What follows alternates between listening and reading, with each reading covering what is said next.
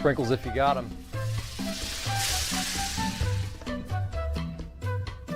Jack's Donuts. Find a location near you. Now.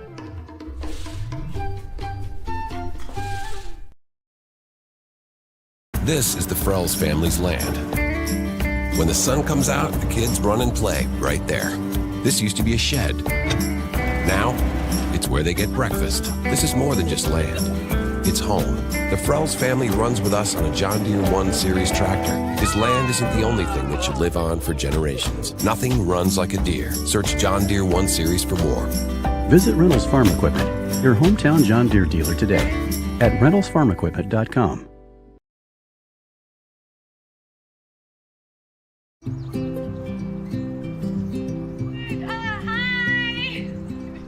You're good at making big announcements.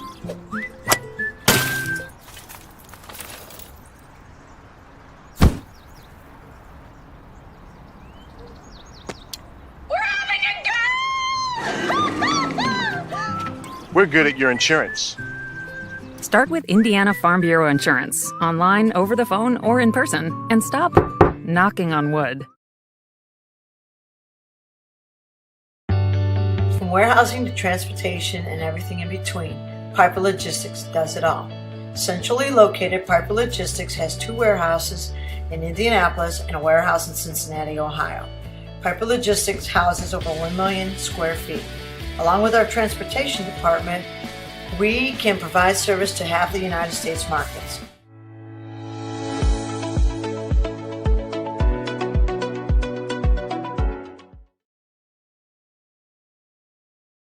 Craving comfort fresh food made from scratch daily? Check out Aspen Creek Grill.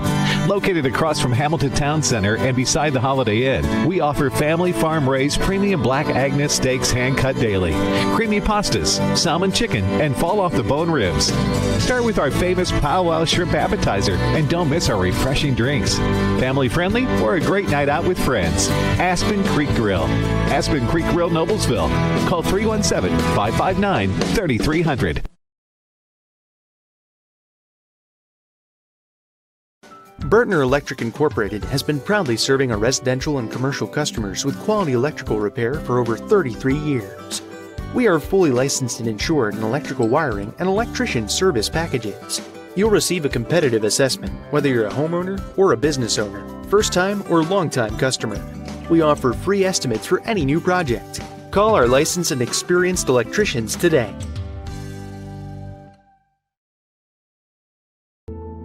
Wanted was to feel loved. He said he loved me. My friends told me it wasn't a big deal. They thought he was so cool, but they didn't know what he wanted me to do.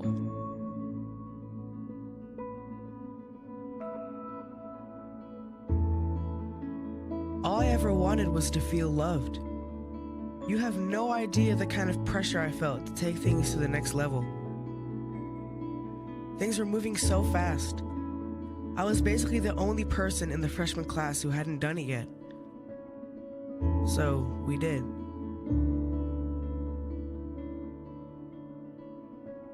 I loved him.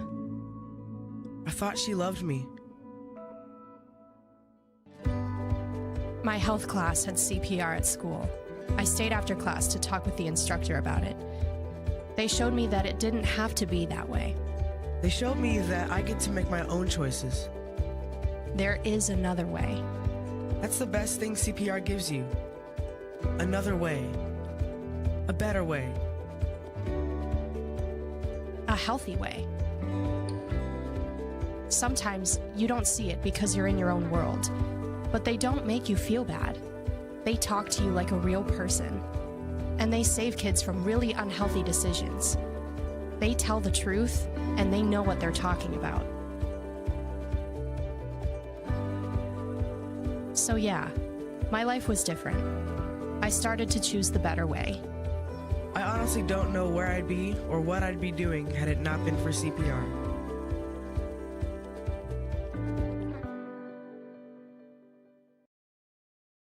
You want a career that creates experiences that are impossible to forget.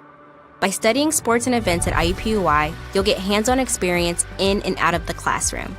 And with Indy as your classroom, there are high-profile events, sports franchises, hotels, museums, and large organizations across the city to engage, educate, and enlighten your student journey before you graduate. There isn't a better city than Indianapolis to get the experience you need to prepare you to handle any event, big or small. It all starts here. High school sports fans, welcome back to Game Time, to pure spirits, to pure sports. Welcome back to high school sports. Fans, I'm IHSAA Commissioner Paul Knighty, and I just want to say, welcome back. This is Game Time. This is Indiana high school sports. This is your IHSAA. You want a career that will transform your life while you change the lives of others by helping them live well. With a health or exercise sciences degree from IUPUI School of Health and Human Sciences, you will gain an in-depth understanding of the healthcare industry while preparing you for a variety of graduate and professional programs in health. And with Indy as your classroom, you will have clinical options within leading hospitals right in our backyard, as well as a degree from Indiana University, reputable leaders in the healthcare industry. It all starts here. Can't get to a computer? Then we've got you covered. Just go to the IndianaSRN app and stay up to date with all of your favorite teams. You can watch live coverage or relive the experience with our on-demand service.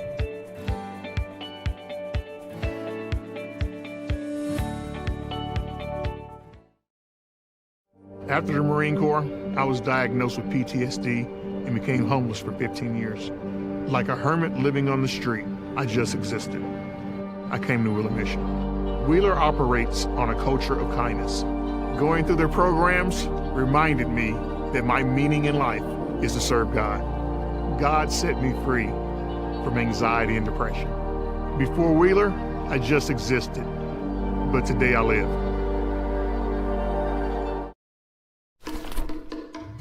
Sprinkles if you got them.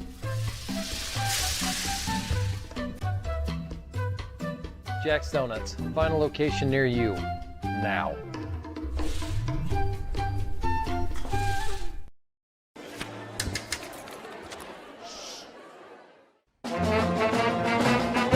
Hey conductor, how about something new? You played this last year. Come on, get your head out of your sacks. Shh, we're trying to hear. Well, I'm sick and tired of hearing your kid play the wrong notes. Where's my kid solo? At least you can see your kid. Why is my kid stuck way in the back? The conductor only plays his favorite. My kid heard that solo! You see my kid?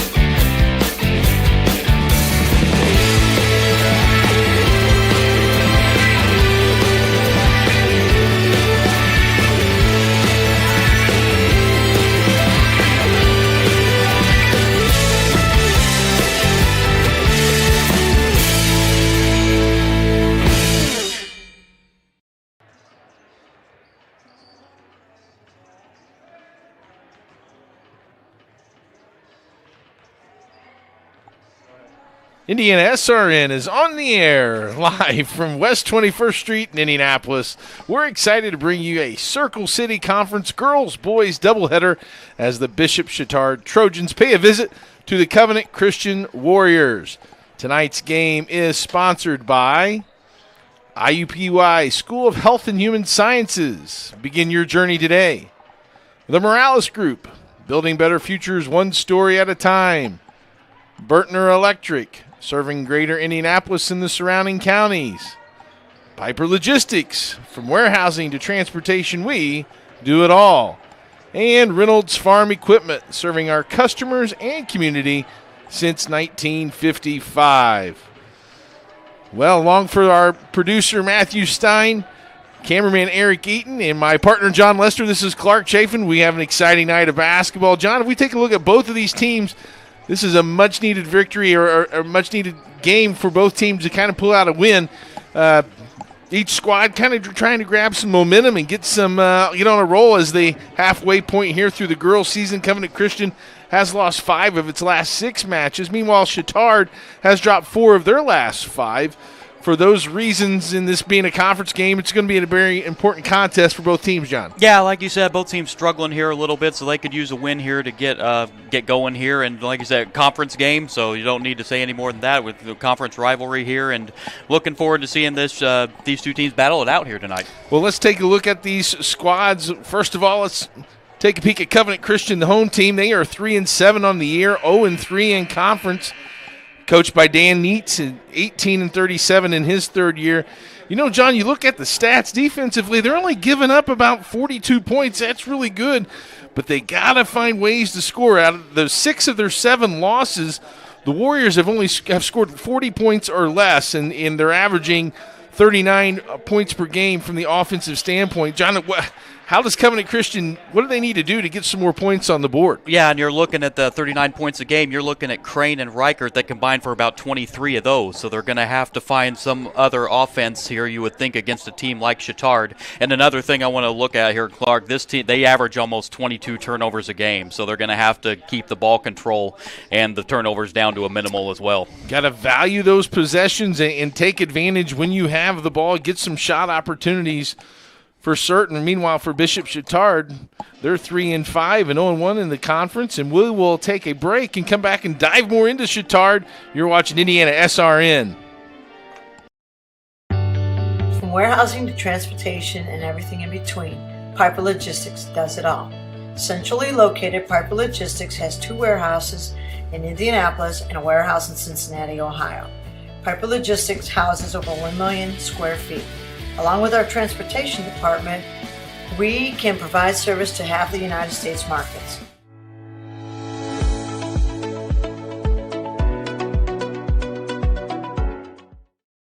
We encourage you to subscribe to our YouTube channel, IndianaSRN. Hit the bell to get notifications for upcoming games and more. Watch as many games as you want, as many times as you want. You want a career that creates experiences that are impossible to forget. By studying sports and events at IUPUI, you'll get hands-on experience in and out of the classroom. And with Indy as your classroom, there are high-profile events, sports franchises, hotels, museums, and large organizations across the city to engage, educate, and enlighten your student journey before you graduate. There isn't a better city than Indianapolis to get the experience you need to prepare you to handle any event, big or small. It all starts here. This is the Frells family's land. When the sun comes out, the kids run and play right there. This used to be a shed.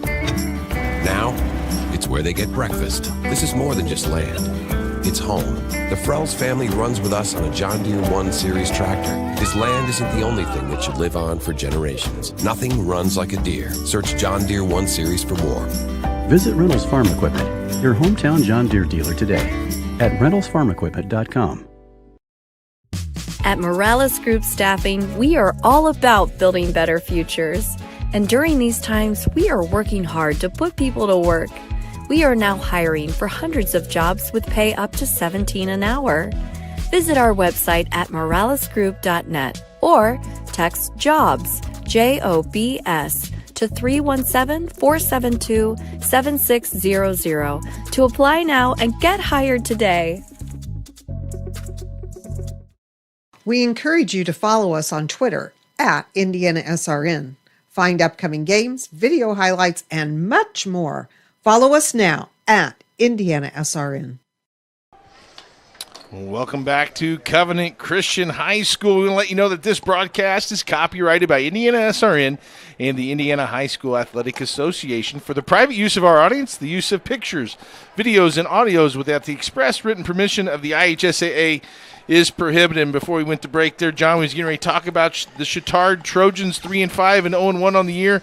kind of your thoughts on the Trojans before tip-off? Well, looking at this here, this is a team, they give up about 52 points a game, so they want to, I know Coach Wagner was talking about maybe want to bring that down a little bit and against a Covenant Christian team here, but I'm really anxious looking to see in this Anna Caskey here tonight for this Chatard team. She averages almost 9 points and 9 rebounds a game, so she's almost a double-double a game here, just like Crane on the other side. Tip is controlled by Covington Christian in the home whites. As we set the starting lineups, Maddie Freeth, Julia Hoffman, Avery Reichert, Jenna Rodmacher with the ball, and Mia Gamble as the first shot is up and short for Chatard in the Blues. They'll start with Addison Duncan, Caroline Bell, Grace Feltz, Anna Thompson, and Anna Caskey. And right away, Caskey drives down on the baseline, kicks it out to 3 for Duncan, and it's good. And they'll count the basket. It's a rare 4-point play, John. Yeah, that's not the way you want to start for Covenant Christian. That was a great look there for Duncan getting the three-pointer. And, yeah, it's a 4-point play. Don't see that in high school level very often. Nice play by Caskey to draw the defense into the post. Fires it outside. Addison Duncan caught that in rhythm, knocked it down. And free throw up and off the back iron, no good. Rebound and put back score by Caroline Bell, and the Trojans are off to a quick 5-0 start and apply some pressure.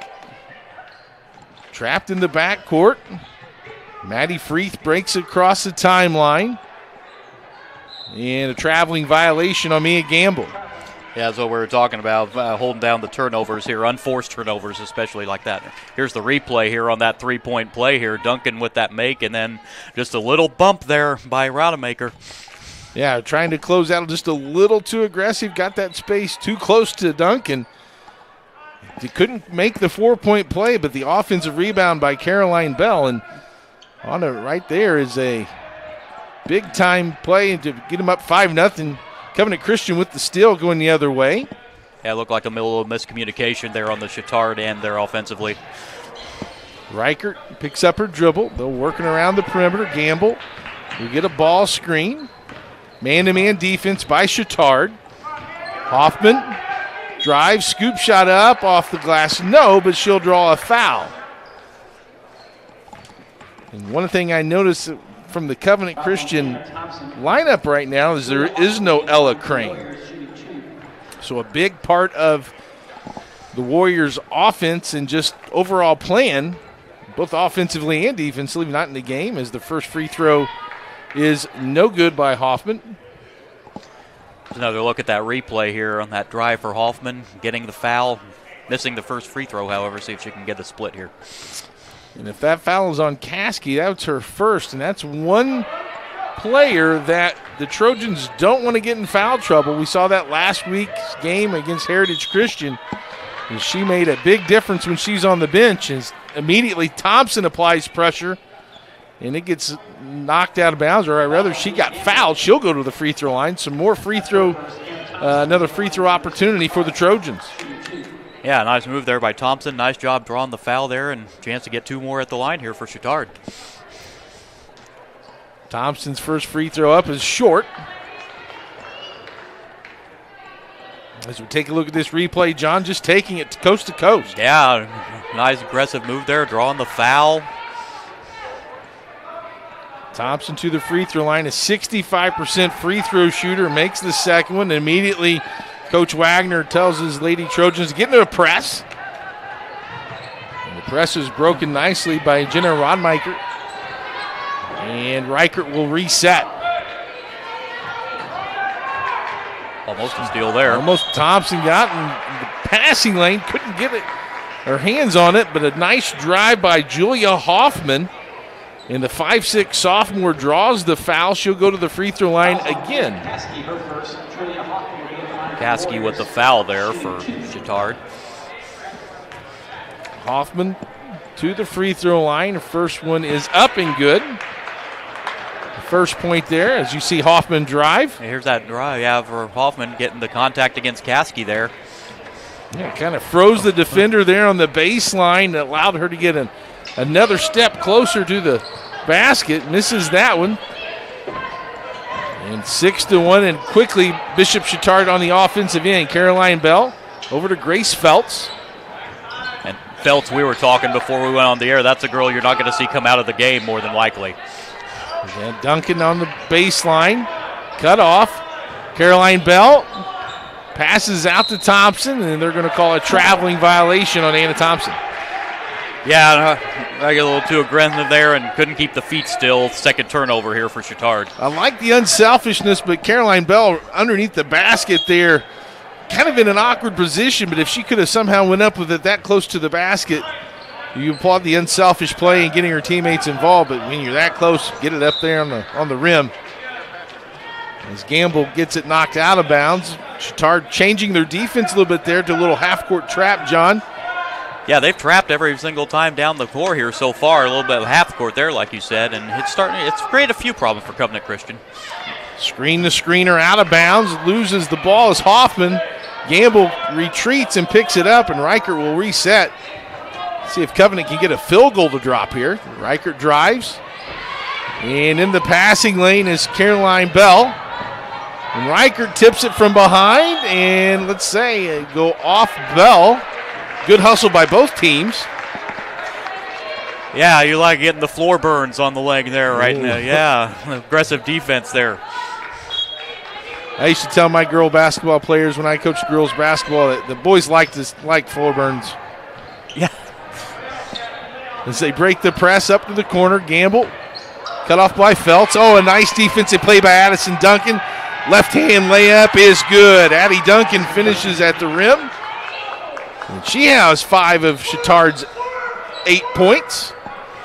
And they add the pressure. It goes out of bounds. Smart play there by Caskey just to let it go. Yeah, great heads-up play there. Knew Covenant Christian was going to knock it. That's already 3 turnovers on Covenant. They're going to take a timeout here. Timeout by Covenant Christian. And let's see. It's going to be a 30-second timeout. It gives us an opportunity to tell you about Tam's Sweet and Savory Cafe. It's a new spot for breakfast or lunch, open Wednesday through Sunday. Try our classic breakfast or our sweet baked goods. Located in Lawrence, Indiana, Coach recommends the Sloppy Joe with extra pickles. It's a great lunch. Check out Tam's at 6427 Oak Landing Road or carry out at 317-760-1640. That's Tam's Sweet and Savory Cafe. I'll tell you, I like what I've seen defensively out of Chatard so far, only limiting Covenant Christian to the 1 free throw. Here's that last steal there, and the layup for Duncan. She's made a couple great defensive plays here so far in the game. Yeah, they've had a lot of deflections. Credit their defensive pressure, and it's enabled them to get some easy offensive opportunities as Duncan sets the offense. Thompson drives with her strong left hand. Out to Bell. Covenant now in the man-to-man defense. Addie Duncan takes it to the basket. Can't get it to go over the rim. Caskey with the rebound. And they're going to call her for a travel. Yeah, tried to go back up with it, but picked up that pivot foot. 8-1 here in the early going. More press being shown here. Trapped in the corners. That's where the Bishop Chatard wants you to throw that ball and use that extra defender for the sideline. As Bell drives and scores, Caroline Bell, the 5'10 senior, gets her second field goal. That's a better job of breaking the pressure there by the Warriors. Scoop shot and can't fall. Caskey with the rebound. The outlet to Thompson. And she crosses over, drives, and they'll call the foul. Let's see if it's a shooting foul or on the floor. And it looks like Thompson will go to the free throw line where she's 1 for 2. Yeah, getting real aggressive here with Chatard, taking it to the inside against Covenant Christian here. And 2 more free throw opportunities. Free throw is off as we see this aggressive take. John, you described it really well. It seems like Chatard has gotten every shot except for that opening 3 right in the painted area. Yeah, we're going inside. They feel that's their strength against this Covenant team. Thompson's second free throw. She's 1 for 3. And that one's up and good. 2 for 4. She now has 2 points for the 5'9 senior. Substitution in for Covenant Christian. Looks like we have Flat in there for Covenant. Yeah, number 30, Julia Hoffman has checked in, or Emmy Flat, rather, has checked in. And number 5, Maddie Howard, as she gets it immediately, is surrounded by Bishop Chatard Trojans, and they'll call a jump ball, alternating possession. Will stay with Chatard, so another turnover. Yeah, that deep pressure defense, and yeah, the 5th turnover now. Chatard's forced against Covenant Christian here in this first quarter. Bell. Oh, could not. Oh, they're going to call a jump ball. As Coach Wagner's telling her, you can go over the line and catch that ball. I think a little teachable moment there for Caroline Bell. Yeah, that's one you're better off letting that ball, like you just said, go in the backcourt there. And we're going to have another timeout here for Covenant Christian. Covenant will take a timeout. We'll take it with them. Chatard on top, 11-1.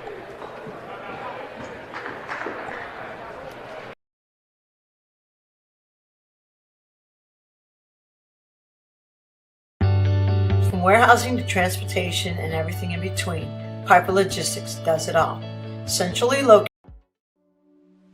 Can't get to a computer? Then we've got you covered. Just go to the IndianaSRN app and stay up to date with all of your favorite teams. You can watch live coverage or relive the experience with our on-demand service.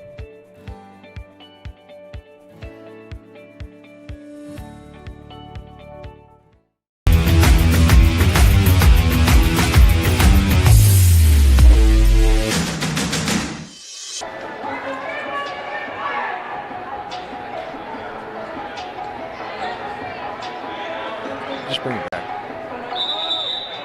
Hey, welcome back to Covenant Christian. It's a cool night tonight, John, with 4 minutes to go in this first quarter as a scramble out of bounds. Covenant Christian is doing their first ever silent night made popular by Taylor University. It's something that the student body is going to do here in the boys game that'll follow this girls contest. And we look forward to bringing you all those details. As quick action here, steal by Anna Thompson, couldn't finish at the rim. And Covenant will maintain possession. Bishop Chatard backs off the press. Let's see if this can benefit the Warriors. I think we'll go into a little half-court trap here. Reichert over the top. And there's the trap there. Free throw line extended. Again, using that sideline as an extra defender.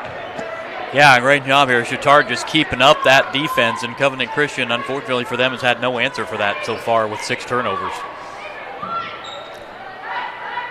Rademacher's going to throw it inbounds. And she gets it into Reichert. Reichert averaging 9 points per game, 42% from the three-point line. See if we can get her a look from beyond the arc.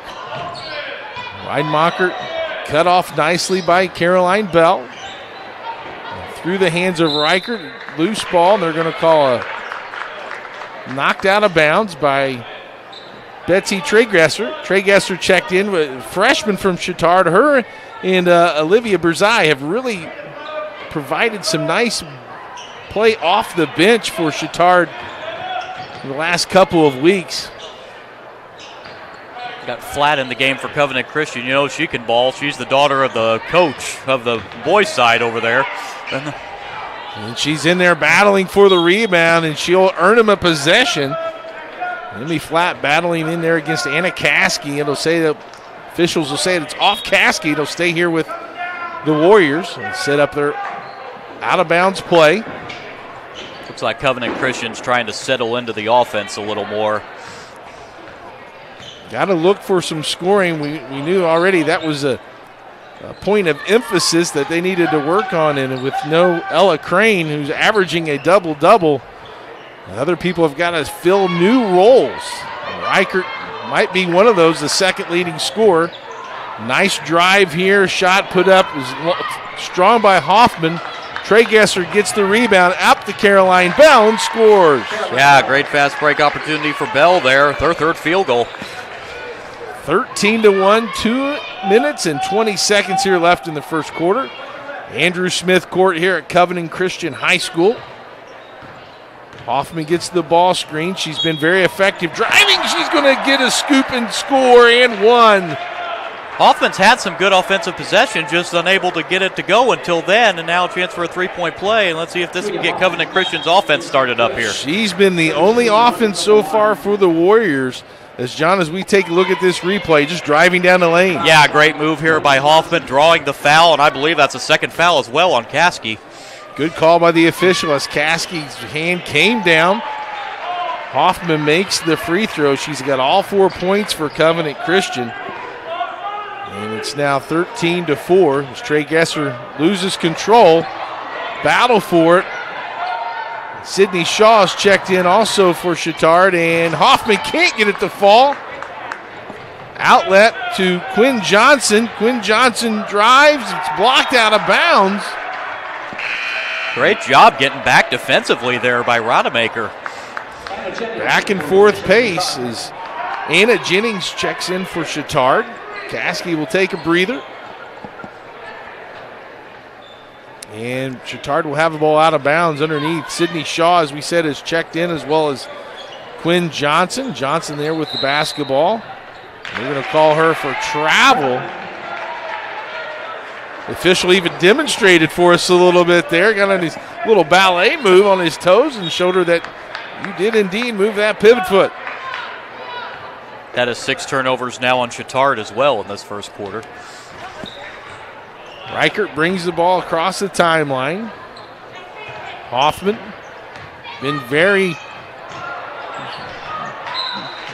offensive, aggressive on the offensive end here, driving to her right. Couldn't get that one to fall, but she's got their lone field goal and been to the free throw line 5 times.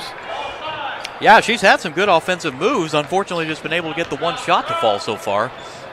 Covenant decides to go a little zone. Baseline shot by Johnson's no good.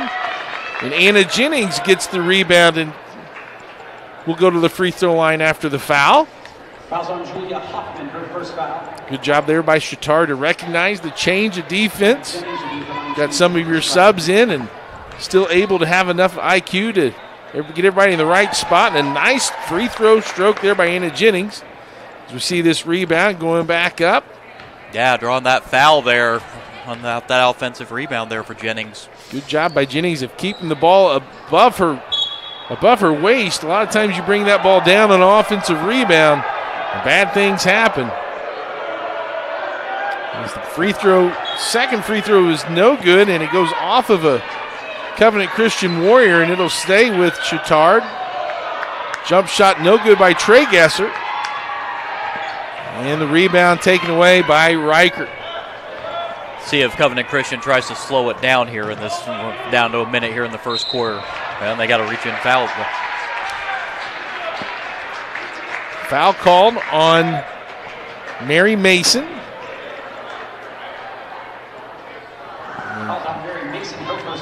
Both teams now with 4 fouls here in the first quarter. Minute left, 14-4, Chatard on top.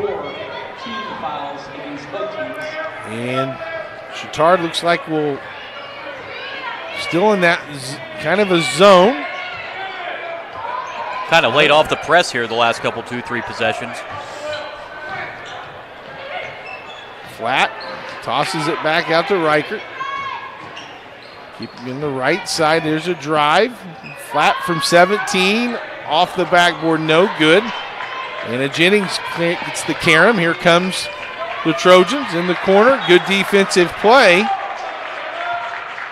by Chatard. Knocked out of bounds by Jenna Radmaker. Yeah, Covenant Christian's been, they haven't been that bad off defensively. It's just the offense has been able to get going here so far.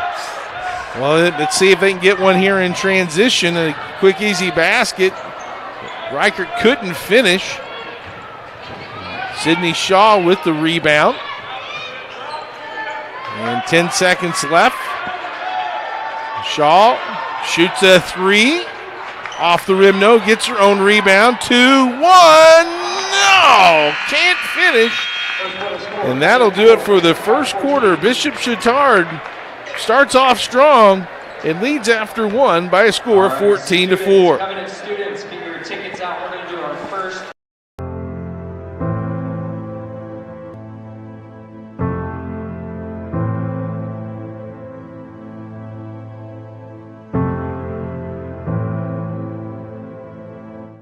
Calling officials cheaters or corrupt, it's not a game. Insulting referees, it's not a game. Threatening officials, it's not a game. Berating young umpires, learning the ropes, it's not a game. Violent language in the stands, it's not a game. Verbal abuse from the sideline, it's not a game.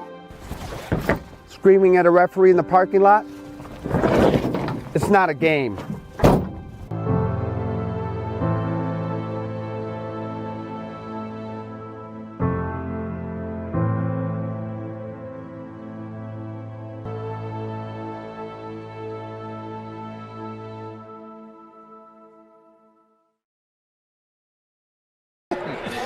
Welcome back to Covenant Christian High School. Circle City Conference action. Chatard leads Covenant 14-4 after one. John, your thoughts after this first quarter? Well, you know, both defenses have been very well. They've been forcing a lot of turnovers here. Covenant Christian's been having trouble getting the offense going here, but there was a nice little move. Let's see if Hoffman's been trying to take over here offensively for Covenant Christian, so let's see if they can get that offense going here as the second quarter begins. Special night as well. Not only is it a double hitter for boys and girls, but it's the silent night for the boys game. Again, we talked about it a little bit in our pregame, made popular by Taylor University. And it's something pretty special where the boys, when they get to 10 points, the fans are absolutely silent until then, and then it comes chaos. So it should be a fun atmosphere, kind of a nice combination for the stress of finals and combining basketball with kind of the joy of Christmas as well. So we look forward to bringing you that action. His baseline jumper is no good. Caroline Bell with the rebound. And they kick it out. Here's Addie Duncan, just like she started the game, John. A three from the right wing. Yeah, great look there for Duncan, canning her second three. And, yeah, Chatard off offensively here, 17-4.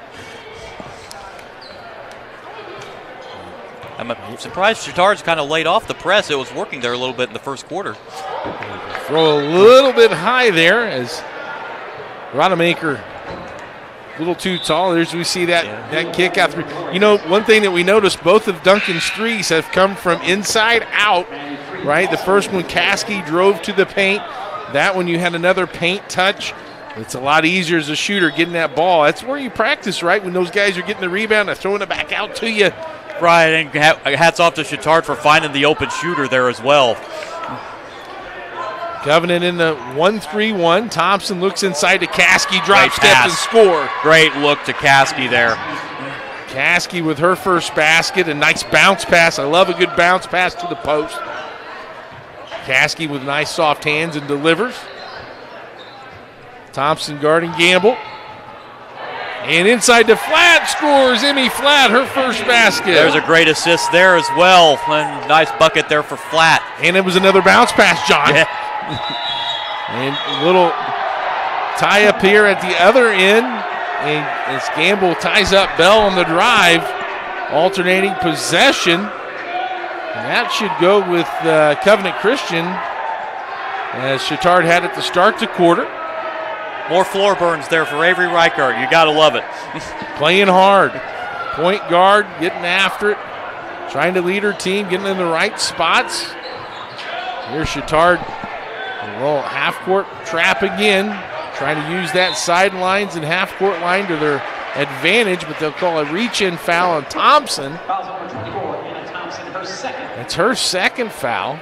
So Caskey and Thompson both with 2 fouls now for Chatard. 2 starters with 2 fouls, and Betsy Trey-Gesser is going to come right back in the game for Thompson. As Coach Wagner doesn't want his two of his starters to pick up their third foul, and immediately another drive by Reichert.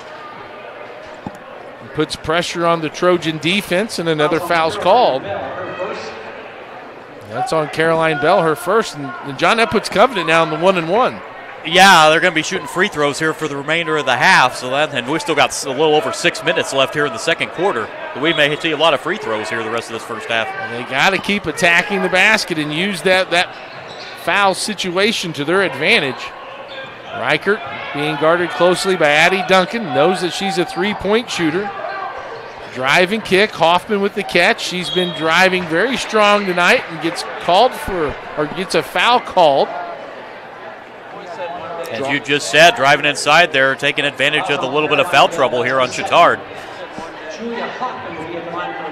Julia Hoffman goes to the free throw line, shooting 2. She's 2 for 5 from the charity stripe. Make that 2 for 6 as we see this drive, John. Yeah, great drive here for Hoffman. Again, taking advantage of that Chatard defense, getting themselves in a little bit of foul trouble here. Hoffman eyes the second one. That one's short. And Annie McAllister, the 5'10 sophomore, has checked in for Bishop Chatard, up 19-6. Trey Gesser to Duncan. Covenant Christian staying in that zone, trying to slow down this Trojan offense. Nice entry pass and the foul. McAllister got the ball. And this is going to be 2 now on Hoffman for Covenant Christian. The offensive leader now with 2 fouls. Jenna Rademacher in for the Warriors. Rademacher is checked back in for Covenant Christian. In down low to Olivia Brazaya. What a nice pass. Good vision by Olivia Brazai. Yeah, great job to find the open player underneath for the 2 points. Grace Feltz, the beneficiary of that look, but John, take a look at this. Yeah, look at this great pass here and a great eye there finding Feltz underneath. Just a great job there. Good catch by producer Matthew Stein and our cameraman Eric Eaton. Nice job, fellas. Way to capture that moment. A nice highlight for that freshman. As Riker will step back for a 3. No good. Flat chases down the rebound. Being pressured by McAllister. Riker will set things back up. Inside out dribble. Brazai, for a freshman, just as active when she's in there. I've seen her in 2 or 3 games, and I've seen her come in critical moments and get an and one opportunity, and she just makes some plays when she's in there. As there's going to be a drag the pivot foot turnover. Again, Brazai applying the pressure.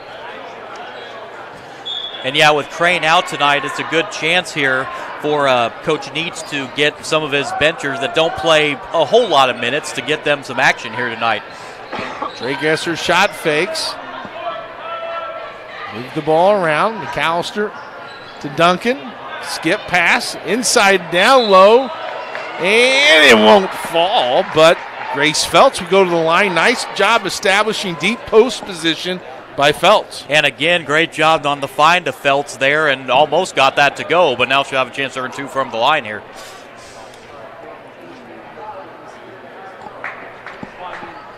Grace Feltz, the 5'9 senior, starter for the Bishop Chatard Trojans, to the free throw line.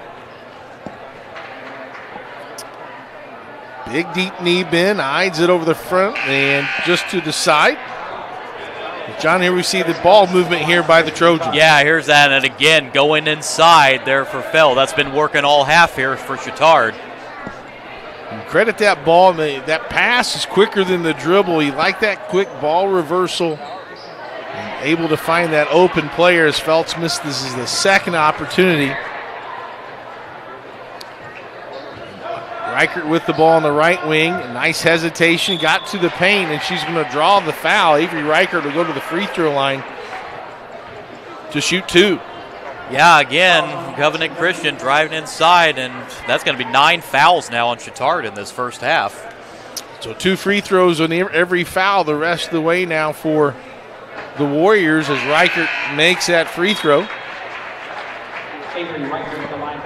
Yeah, here's a look at that drive for Reichert inside, drawing that foul and earning herself 2 free throws.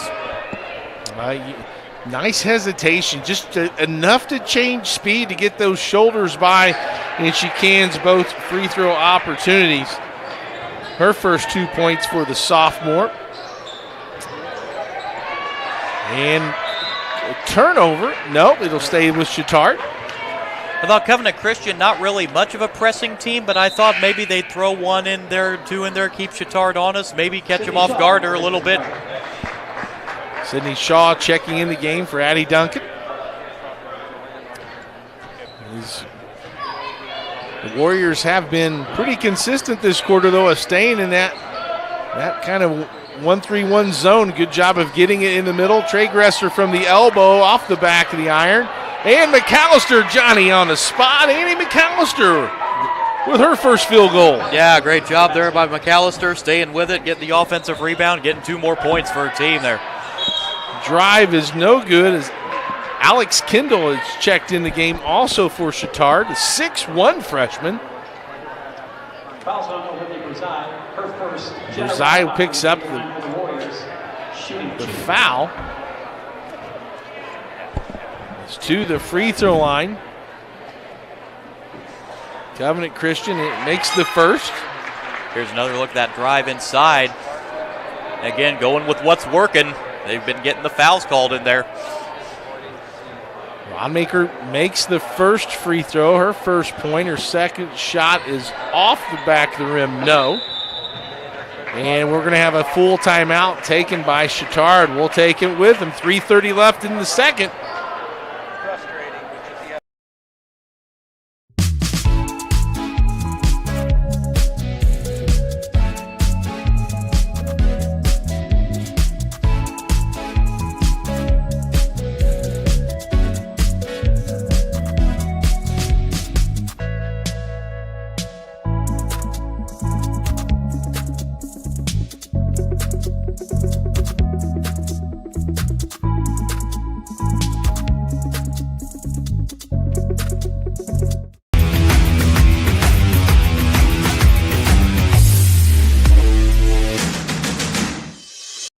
We encourage you to subscribe to our YouTube channel, IndianaSRN.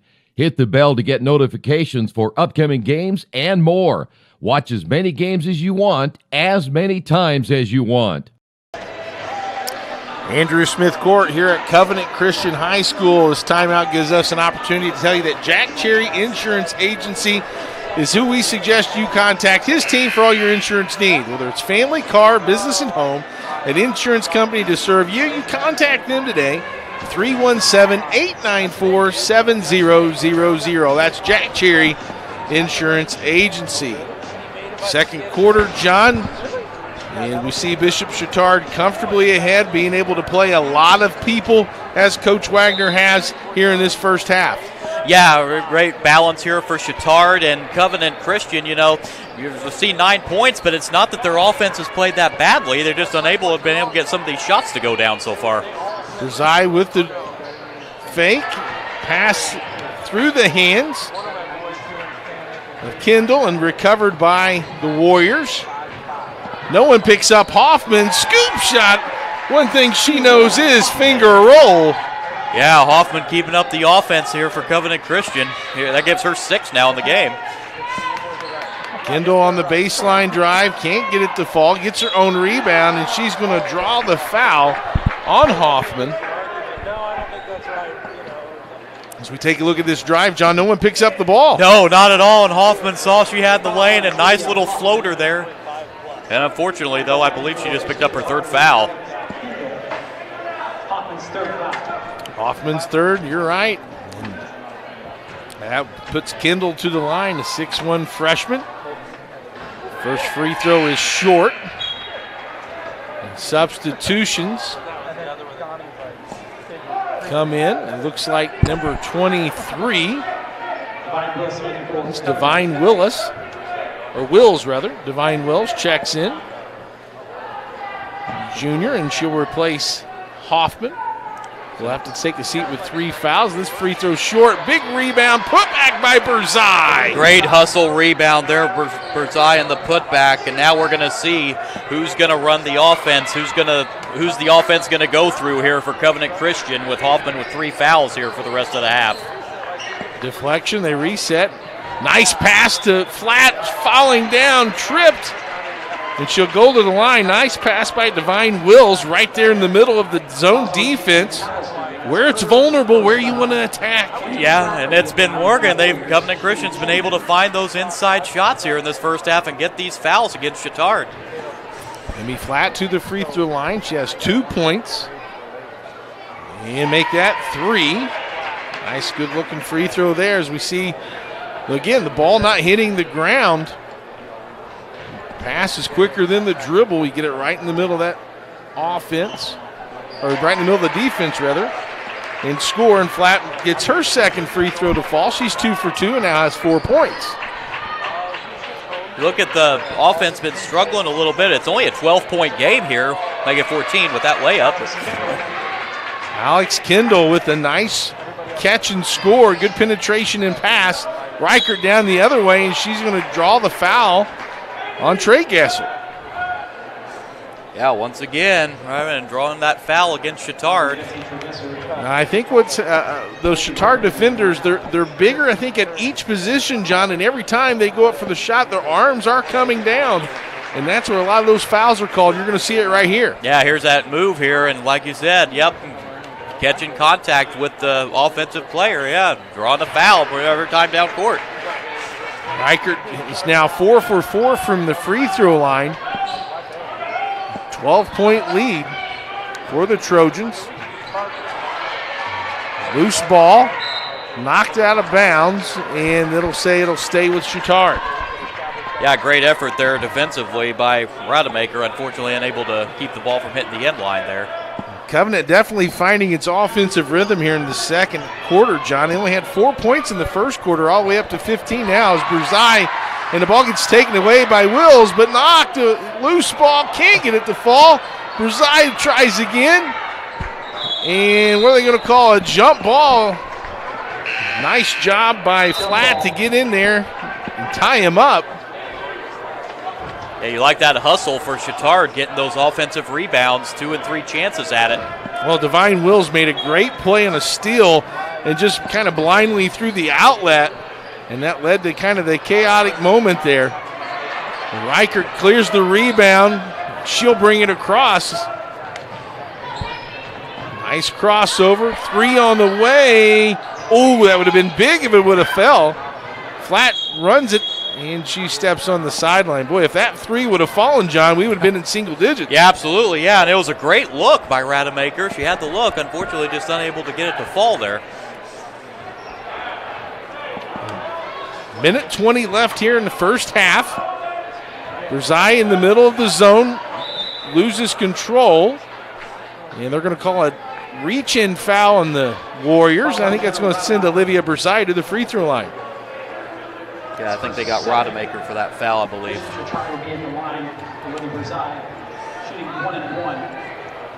Burzai, freshman, 6 foot. First free throw off the side of the rim, no, and chased down by the Warriors.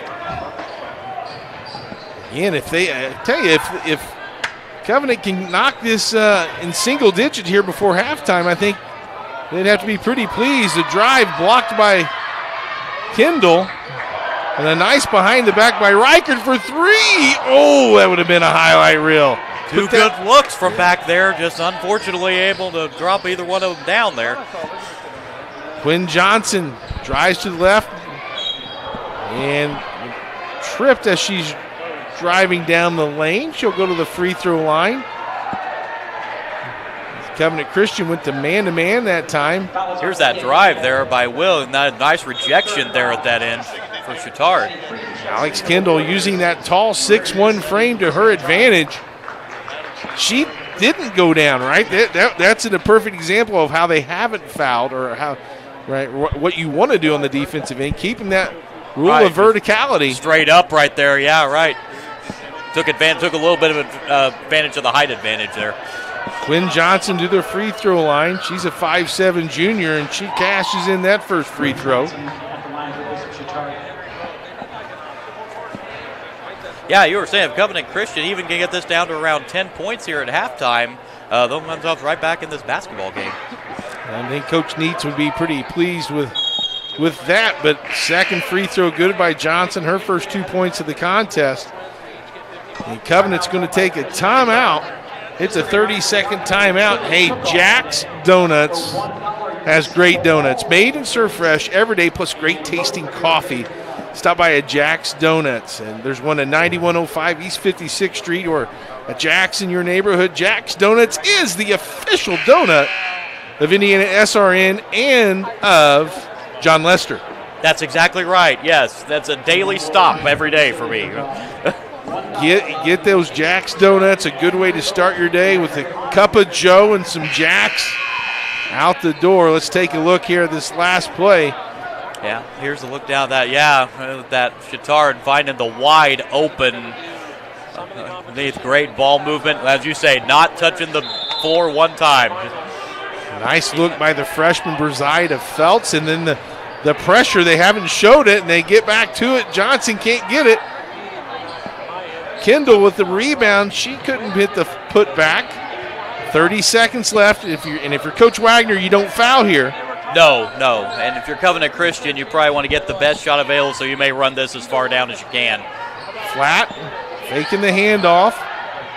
Wills with it, drives, floater up, and good!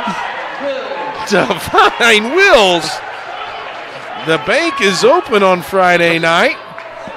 And a blocking foul on Maddie Freeth. Yeah, try to get a little too aggressive there with the bump, and chance to get two more at the line here for Chatard.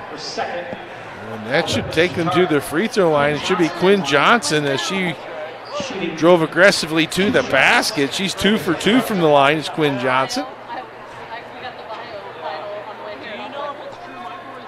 First free throw is no good. One of the things we were talking about on the pregame is limiting those turnovers. They were a little high. Both teams have done a lot better job of that here in the second quarter. They've been protecting the ball a lot better. Johnson makes the third free throw. And with under 10 seconds, let's see if the Warriors get a good one. A nice bounce pass. Great and look. Finish. Flat with the layup. 2-1. And that'll do it for the first half. Bishop Chatard maintains their 10-point first quarter lead and extends it to 11. But look at this pass, John. Yeah, great pass inside, finding Flat there. Great job getting free there and giving Covenant a little bit of momentum here going into the locker room. A little bit of momentum indeed as they kind of get set up for some of their halftime festivities. Again, if we just take a look here, John, at the first half from a scoring standpoint, Chatard leading after 14-4, extended the lead to 11 here at halftime at 30-19. But if you look at the second quarter, if you're Covenant Christian, you got to be pleased. You got 15 points on the board there in that second quarter. Yeah, I think Coach Neitz has to be very pleased with what he's seeing here. Offensive star tonight, Hoffman, getting into foul trouble. No Crane tonight. I think he's got to what he's seen, what he's getting off the bench, off the offensive players, getting into that offensive flow here and getting some nice minutes off the bench. And if you're Coach Wagner, you got to be happy with your lead at halftime for Bishop Chatard and also getting a lot of players some quality minutes. Yeah, right, and their defense that's forcing Covenant Christian into some problems there and led them to the 11-point lead here at halftime. And let's see if they go back to a little bit of that press here in that second half. All right, well, as the student body gets things set up, we'll take a break here for halftime, and we'll come back for second half action. Chatard ahead of Covenant Christian 30-19 on IndianaSRN. You want a career that creates experiences that are impossible to forget. By studying sports and events at IUPUI, you'll get hands-on experience in and out of the classroom. And with Indy as your classroom, there are high-profile events, sports franchises, hotels, museums, and large organizations across the city to engage, educate, and enlighten your student journey before you graduate. There isn't a better city than Indianapolis to get the experience you need to prepare you to handle any event, big or small. It all starts here. They say nice guys don't finish first. So maybe it's time to reconsider what it means to be first. It's about being your best, but knowing you can be even better. It's being present, but respectful of history. You sure you want to make that move? It's donating something more valuable than money. It's believing in yourself and something bigger. It's coming from different families, but treating each other like brothers. It's not just being a man, it's being a Mason. My name is David Pfeiffer. I'm the athletic director here at Covenant Christian High School. I'm also the boys soccer coach. I've been coaching for the last 5 seasons now, and have stepped into this role of athletic director at the same time. My time here at Covenant has been amazing. I've really enjoyed the atmosphere, the environment that I've been able to be a part of as an administrator as well as a coach. Within our athletic department, we offer 18 varsity level sports, and we also have a boys club volleyball as well. You look around the state, there aren't many small schools that offer all of those athletic teams, and within each of those teams we have junior varsity teams and maybe even freshmen and C teams. So for our student athletes, there are lots of opportunities, regardless of what your level of experience is, to be able to get some playing time and be a part of a team. Looking back over the last few years, when I think of the success that we've seen within our athletic programs, we've had 43 student athletes, alumni, that have carried on their athletic pursuits at the next level, playing anywhere from the NAIA all the way up to Division I NCAA. And so to have that kind of number at a smaller school like this is pretty great testament of the type of student athletes that we're producing from an athletic standpoint as well.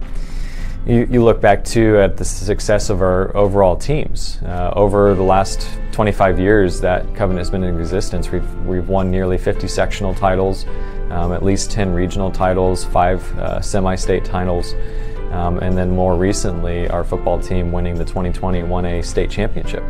So it's neat to see our teams being able to compete at the highest of levels and attain those accolades from a team perspective and an individual experience as well. I think what's also unique about being in a smaller school is those options and opportunities to play in multiple sports. As a former high school and collegiate athlete, I had the opportunity to play multiple sports in high school, and the opportunity to build a relationship with different teammates on different teams as well as different coaches is really unique, and I think an awesome opportunity that our student athletes have here at Covenant. Speaking of our coaches, each of our coaching staff have a personal relationship with Jesus, and their heart and their intention is to certainly help you grow as an athlete for sure, but we're also challenging to grow academically in the classroom, but also in their personal relationship with the Lord as well. So I think that's another unique thing about athletics here at Covenant Christian is this opportunity to help us pursue Christ in the midst of our academic and our athletic pursuits at the same time.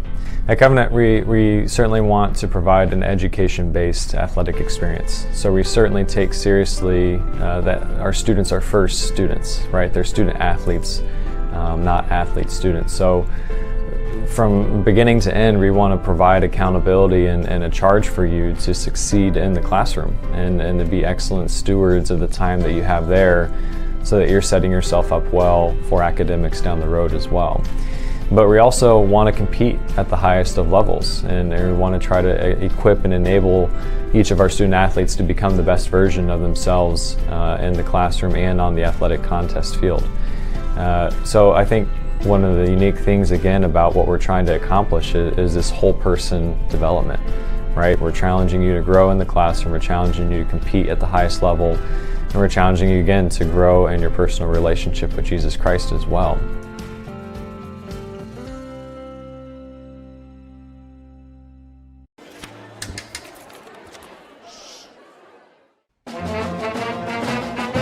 Hey conductor, how about something new? You played this last year. Come on, get your head out of your sacks. Shh, we're trying to hear. Well, I'm sick and tired of hearing your kid play the wrong notes. Where's my kid's solo? At least you can see your kid. Why is my kid stuck way in the back? The conductor only plays his favorite. I get her! Not solo! You saying I did? Yeah! Come on! Can't get to a computer? Then we've got you covered. Just go to the IndianaSRN app and stay up to date with all of your favorite teams. You can watch live coverage or relive the experience with our on-demand service.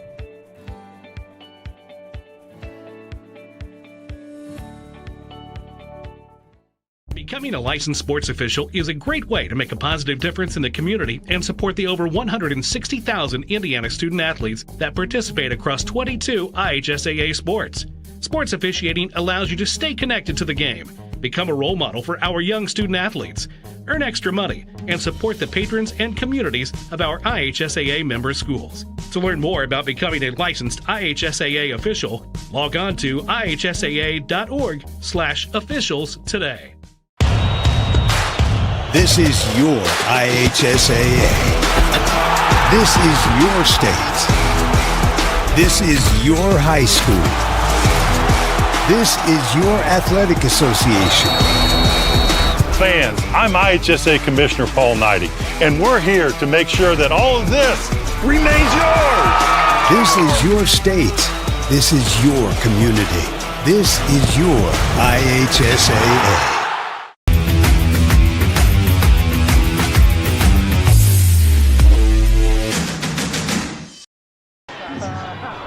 Welcome back to Covenant Christian High School. Chatard leading here at halftime over Covenant Christian 30-19.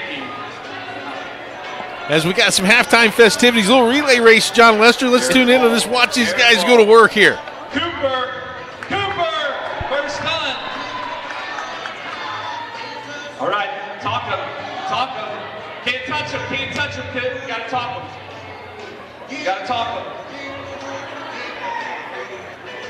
Gotta talk him there.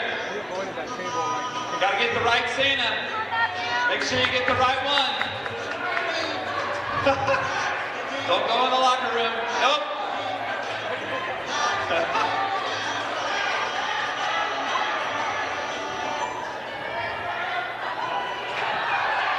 Go back, run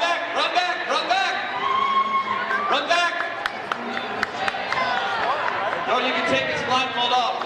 Oh gosh. Thank you for saving the table. No, take his blindfold off and run. All right, that's time. We got 2 top times. Very good.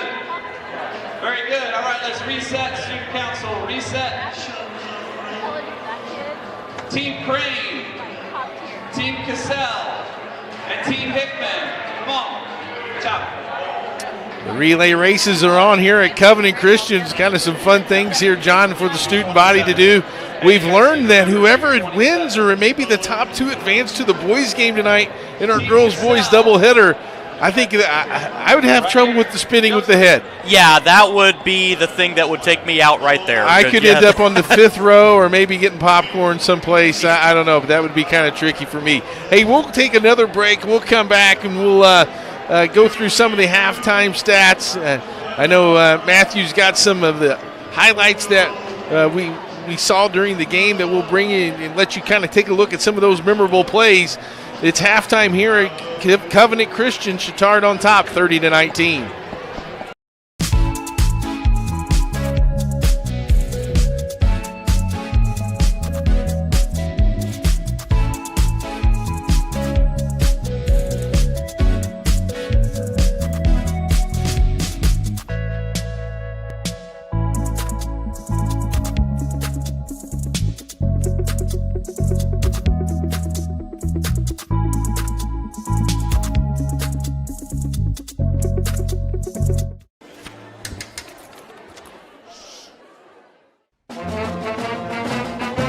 Hey, conductor, how about something new? You played this last year.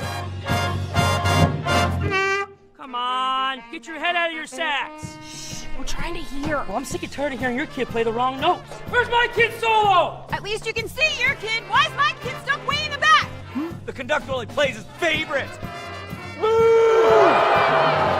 kid earned that solo! You saying I did? Yeah!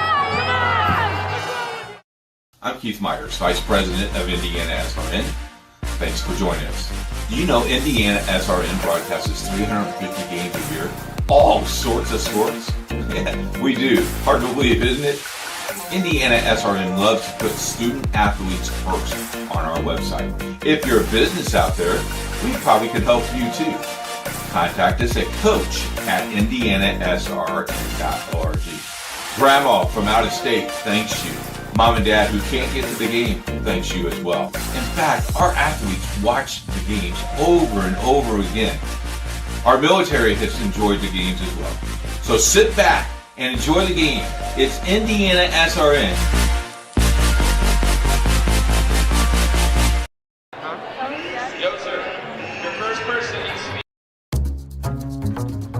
We really focus on modern application development, DevOps, so automating the whole process of delivering your solution.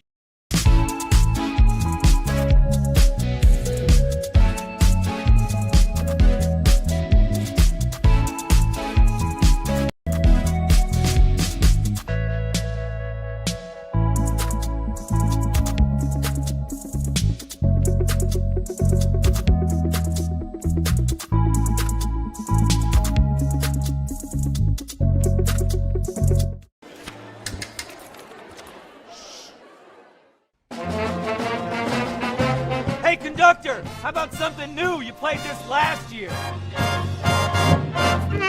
Come on, get your head out of your sacks. Shh, we're trying to hear. Well, I'm sick and tired of hearing your kid play the wrong notes. Where's my kid solo? At least you can see your kid. Why is my kid stuck way in the back?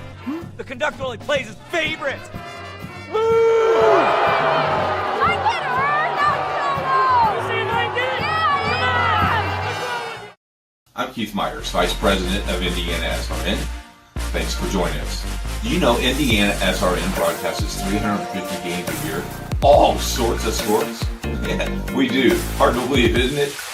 IndianaSRN loves to put student athletes first on our website.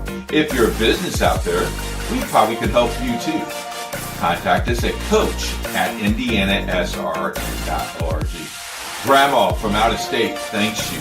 Mom and Dad who can't get to the game thanks you as well. In fact, our athletes watch the games over and over again.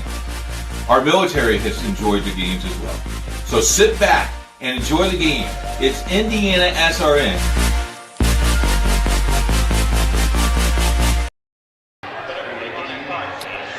As the relay race is on now, round 2. Welcome back to Covenant Christian High School. A big night here for us on IndianaSRN. We got a boys-girls doubleheader in the Circle City Conference with Bishop Chatard and Covenant Christian. And then on top of that, we have Covenant Christian's first ever silent night. So that'll be pretty cool to watch that when the boys start playing. I'm Clark Chafin, along with my partner John Lester, Matthew Stein, our producer, and cameraman Eric Eaton. We're happy that you're joining us. John, let's take a look at Bishop Chatard so far on the night. They lead 30-19, and they've, Coach Wagner's got to be pleased. He's got a lot of girls playing time and a lot of contributions across the board. Yeah, getting a lot of balance there in the first half. Coach Wagner has to be pleased about that and has to be pleased about his defense, only allowing 19 points there in the first half. Created quite a few turnovers there as we look at one of the offensive plays here for Chatard in that first half. They've been working the ball inside. That's been working all half, and again, it continues. And yeah, he has to like what he's seen, and the bench play off the bench, the contributions he's been getting off the bench as well, he has to be pleased as well. Yeah, Addison Duncan with 8 points, Caroline Bell with 6, Quinn Johnson with 3 off the bench. As we take another look, ball movement, a big key for Chatard's half-court sets. Yeah, this is the great, as you say, never see the ball touch the ground there and work the ball inside. Been drawing a lot of fouls against Covenant Christian the first half, and yeah, Bishop Chatard up 11 here at the half. Alex Kendall, 2 points, Olivia Berzai, 2 points, Grace Feltz, 2 points, Anna Thompson, 2 points, Annie McAllister, 2, Anna Caskey, and Anna Jennings also on the line. Meanwhile, for Covenant Christian, they're led by Julia Hoffman with 6 points. And John, they've got to, kind of re-identify themselves without Ella Crane playing tonight, their leading scorer. Yeah, they've been getting some good minutes off the bench here for Flatt as well. And Hoffman, I'm going to actually see if she starts here in the second half. She did pick up those 3 fouls in the first half, but the rest of the team has done well offensively with Hoffman out and then with Crane out tonight as well. So I think Coach Neitz has to be, even though you're down 11, I think you have to like what you've seen by your benchers here tonight. Yeah, Hoffman been aggressive there, especially in the first quarter. They only had 4 points, but I think as the game went on, they got a little more comfortable in what they're doing. Hoffman, as you said, was 6. Emmy Flatt was 6. And Reichert with 4.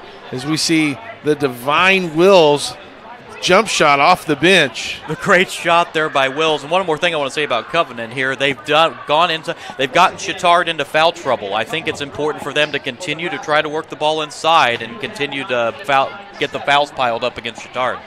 A long halftime, kind of longer than what normally these teams are used to. So some adjustments being made. If you're Covenant, as we see in the last look at a couple of really nice plays here at the end of half for Covenant, a nice bounce pass finish by Flatt there in transition as well, getting that ball ahead.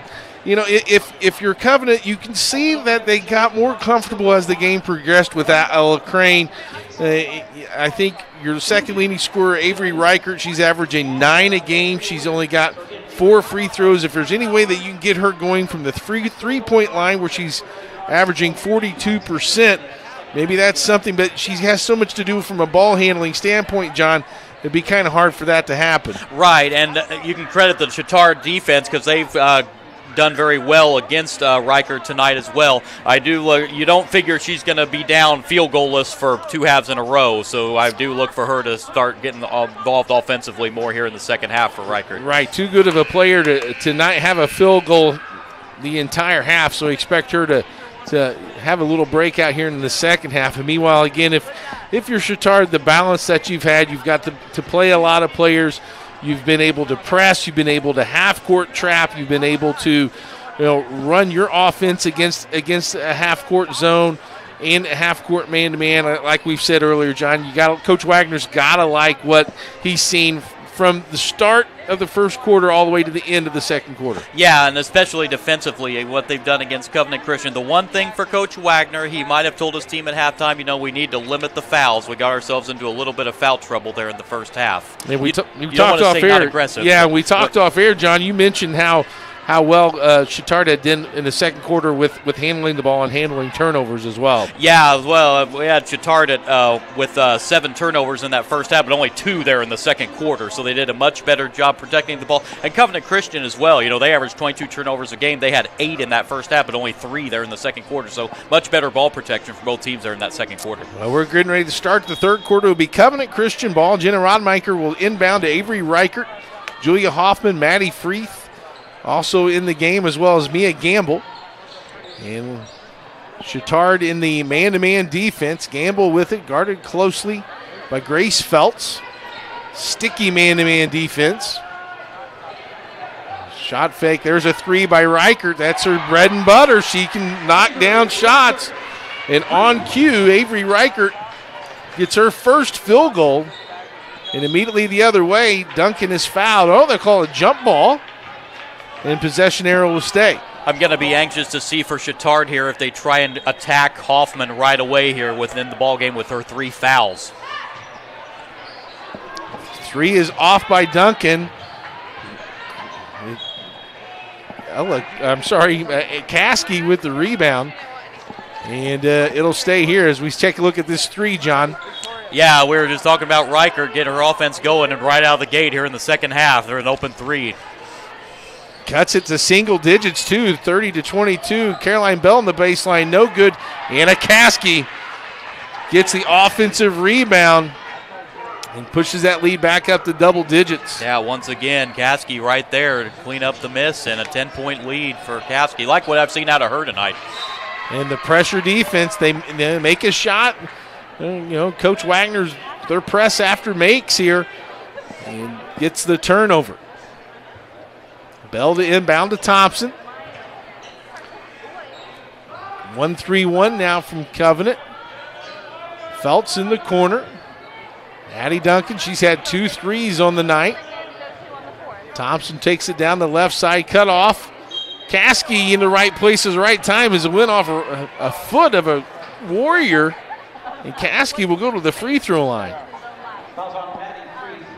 Yeah, and that's the second now Covenant player with 3 fouls now as Freeth picks up her 3rd. Addie Freeth, the 5'9" senior, picks up the foul, and Anna Caskey will go to the free throw line.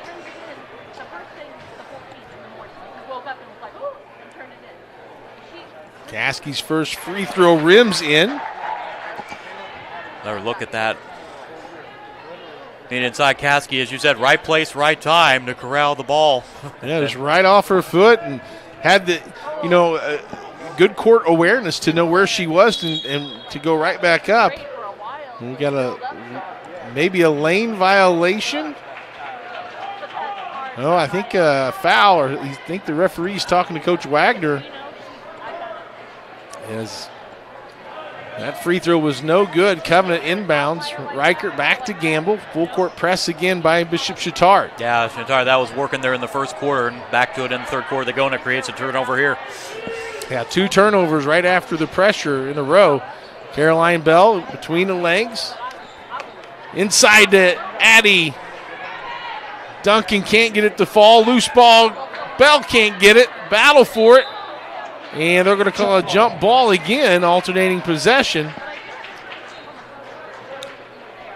Couple of point blank looks by the Trojans. Couldn't get it to fall. Yeah, again, you like that aggressiveness on the offensive glass. Getting 3, 4, 10. There's another turnover.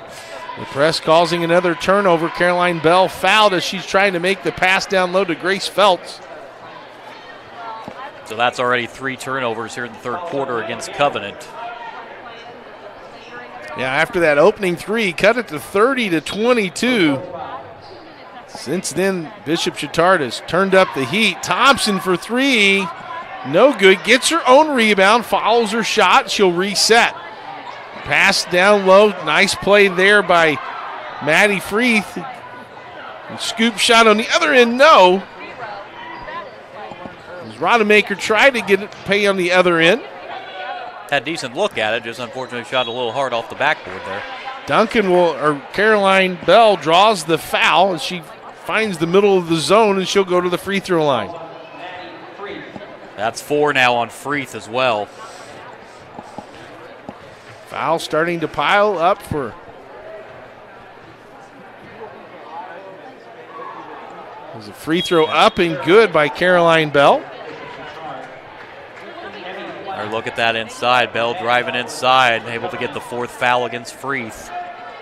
And Emmy Flatt checking in for Freeth. And a timeout is called. And we'll take a full timeout with him. 5:55 left, 34-22, Chatard on top.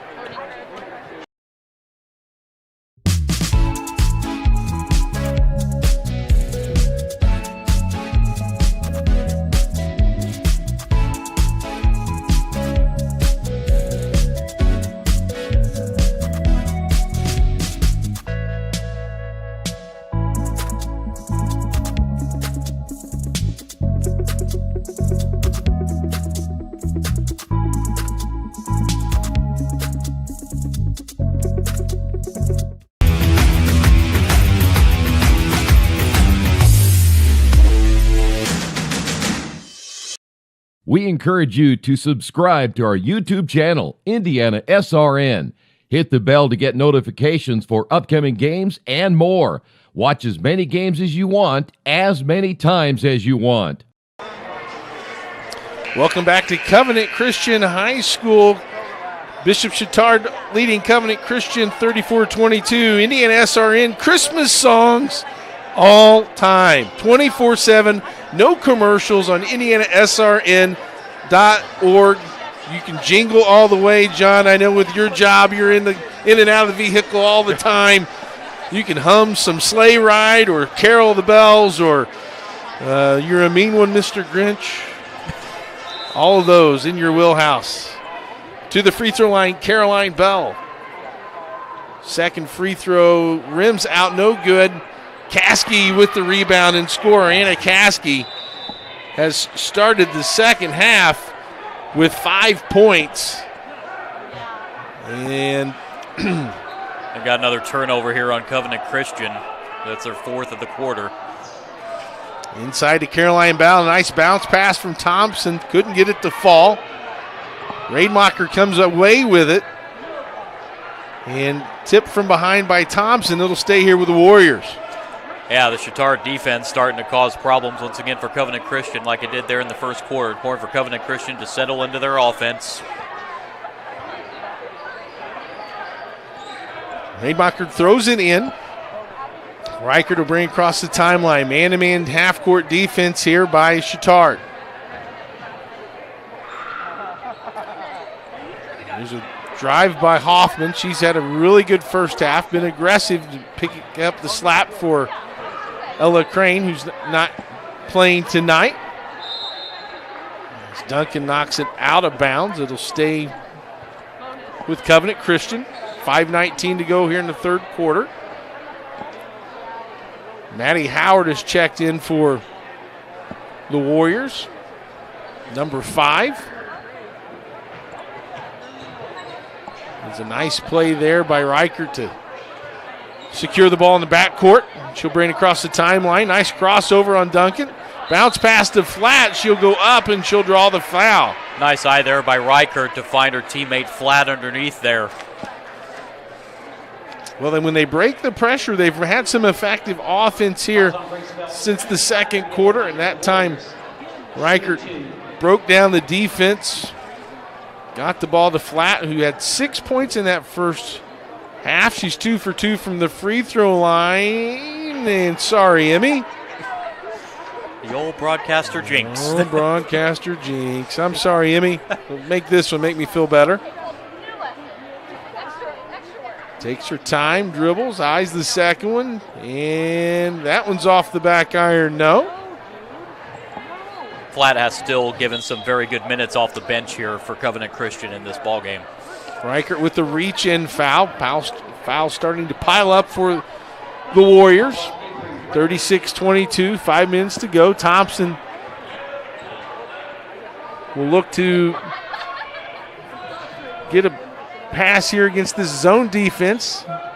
Good ball movement. Feltz in the corner.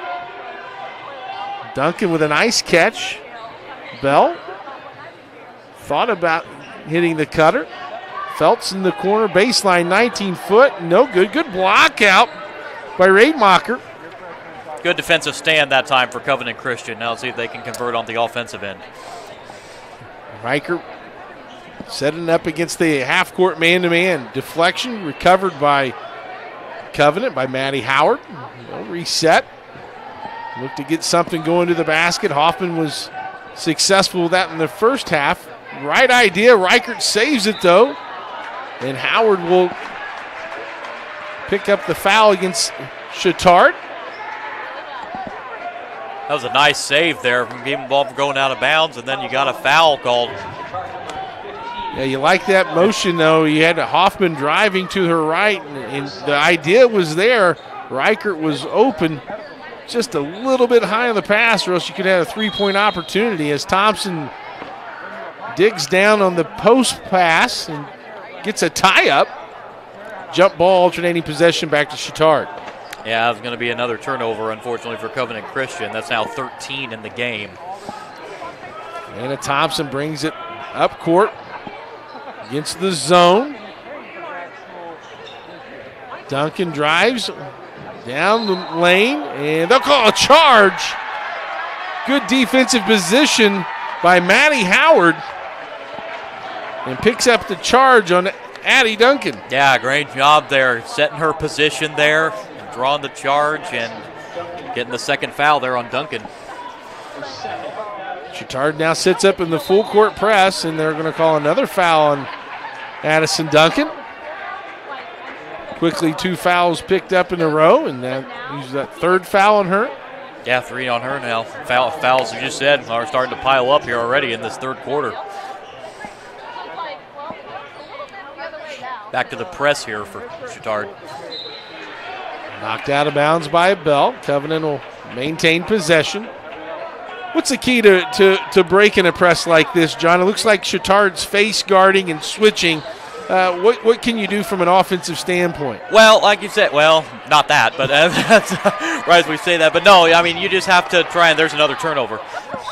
And the pressure defense from Chatard is really taking its toll on this Covenant Christian press breaker. As Caroline Bell draws the foul. Getting to your point, that's they're putting a lot of pressure on the inbounds pass itself. As Bell to the free throw line for 2, she makes the first one. Here you see that steal on that first press steal, and then the layup there. I think it's important. If you see it's not working, I think it's if you can send like a player up to midcourt and then maybe try to break the press that way, if you see it's not working here as it did with 2 consecutive turnovers. And Caskey gets this offensive rebound on the Caroline Bell's second free throw and puts it into the basket. This went from a 8-point lead up to a 19-point lead, a big-time run by the Chatard Trojans. Yeah, they scored the game's last 11 points here. It's important for Covenant Christian to not let this lead get any higher than it is right now. As they set to inbound. Good job by Riker to keep moving. Hoffman's going to bring it across the timeline. Chatard trying to use effectively the sideline as an extra defender. They've done that well all night. Nice job able to break the press that time, though. Reichert now crosses over. Step back from 16. Off the rim short. Caskey gets the rebound. Good look there by Reichert, just unfortunately unable to fall. Thompson brings it up. New player in the game is Mary Mason as the drive by Caskey, and she'll draw the foul. Caskey was 7 points in this quarter, 9 for the game. Will go to the free throw line. Yeah, Caskey's given Coach Wagner some great minutes here tonight. 6-foot sophomore. Really worked on that free throw shooting. Looks good. And here you see that post move by Caskey, just right down the middle over her left shoulder around the double team. Yeah, nice aggressive move there by Caskey against Flatt. They're able to draw the foul against Flatt. Second free throw is no good, and she'll come away with the loose ball rebound. That's hustle you like to see there, getting your own missed free throw. In the corner to Mason.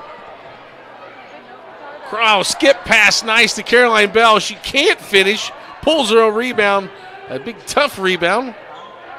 And they'll reset. Oh, and in the passing lane, it's stolen by Hoffman. Left-handed scoop, no good. Thompson with the rebound. She'll push it ahead.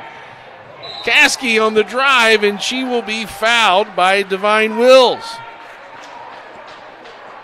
Kind of a hectic sequence there, offensively and defensively. Yeah, a couple of opportunities there for Chatard. A few times I can recall they've missed a few of those bunnies that they'd like to have back, but what a nice catch and up ahead by Caskey. And able to go to the basket. She misses that opportunity. And here you see that sequence, John. Yeah, here's that miss, and then following up and finding Caskey here, driving and getting the foul called, and this is going to be a development here too as well, as that's a 6th foul, so Chatard's going to be at the line for the rest of this game on every foul from here on out. And Caskey caught that at about the volleyball line, so had enough presence of mind to catch it and take a couple of dribbles and find her way to the line or to the basket and draw that foul. Wills underneath, and she'll lose it. The pressure defense by Chatard will force yet another turnover. Yeah, Wills got caught there underneath, kind of nowhere to go there for her, and unfortunately another turnover for Covenant. 43-22. Inside to Mason. And Caskey. And one. Boy, Clark, we're starting to see Caskey take over here on the offensive side for Chatard. She is imposing her will in the post, and without Ella Crane for Covenant Christian to go against her, she has been big time this second half. Here's we see this replay, a little 3-on-2 against that zone. Yeah, and Caskey again starting to show her win. She's got 12 points now all of a sudden. 12 points. As substitutions come in. Quinn Johnson is checked in for Chatard. They continue to press. That's going to be a foul on Anna Thompson. We're going to have free throws here, I believe. And Covenant Christian, both teams now in the bonus, and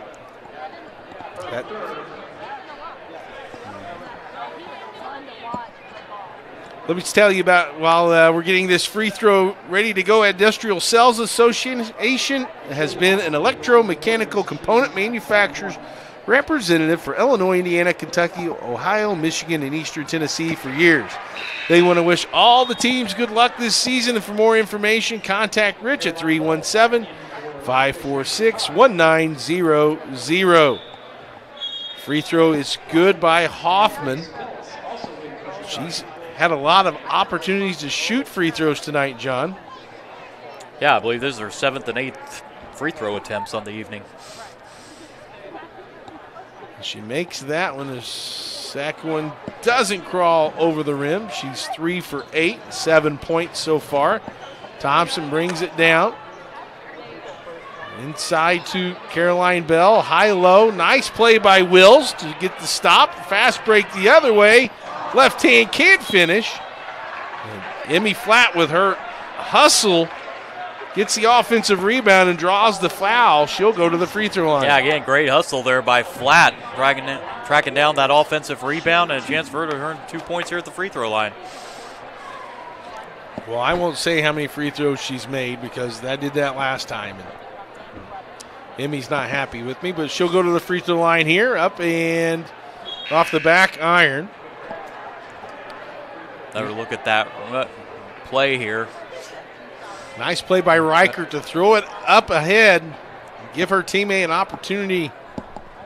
Had a layup. Flatt misses that free throw. Under 2 left here in the third quarter, John. 46-23 Covenant ahead. Bell catches it in the paint, and they'll reset. Yeah, let's see if with this comfortable lead, if Chatard starts to run their offense a little bit, to run a little bit of clock here. Now Covenant has gone to the man-to-man. They've played predominantly zone here this second half, so let's see the adjustments. Betsy Traygresser with the ball, freshman. Gets it to Caroline Bell. A little back cut to Traygresser, and she's going to get fouled and go to the free throw line. Yeah, Traygresser there getting the foul on. I believe they got Wills there. Divine Wills picks up her first foul. And Betsy Traygresser, a 5'9" freshman, will get an opportunity to shoot 2 free throws.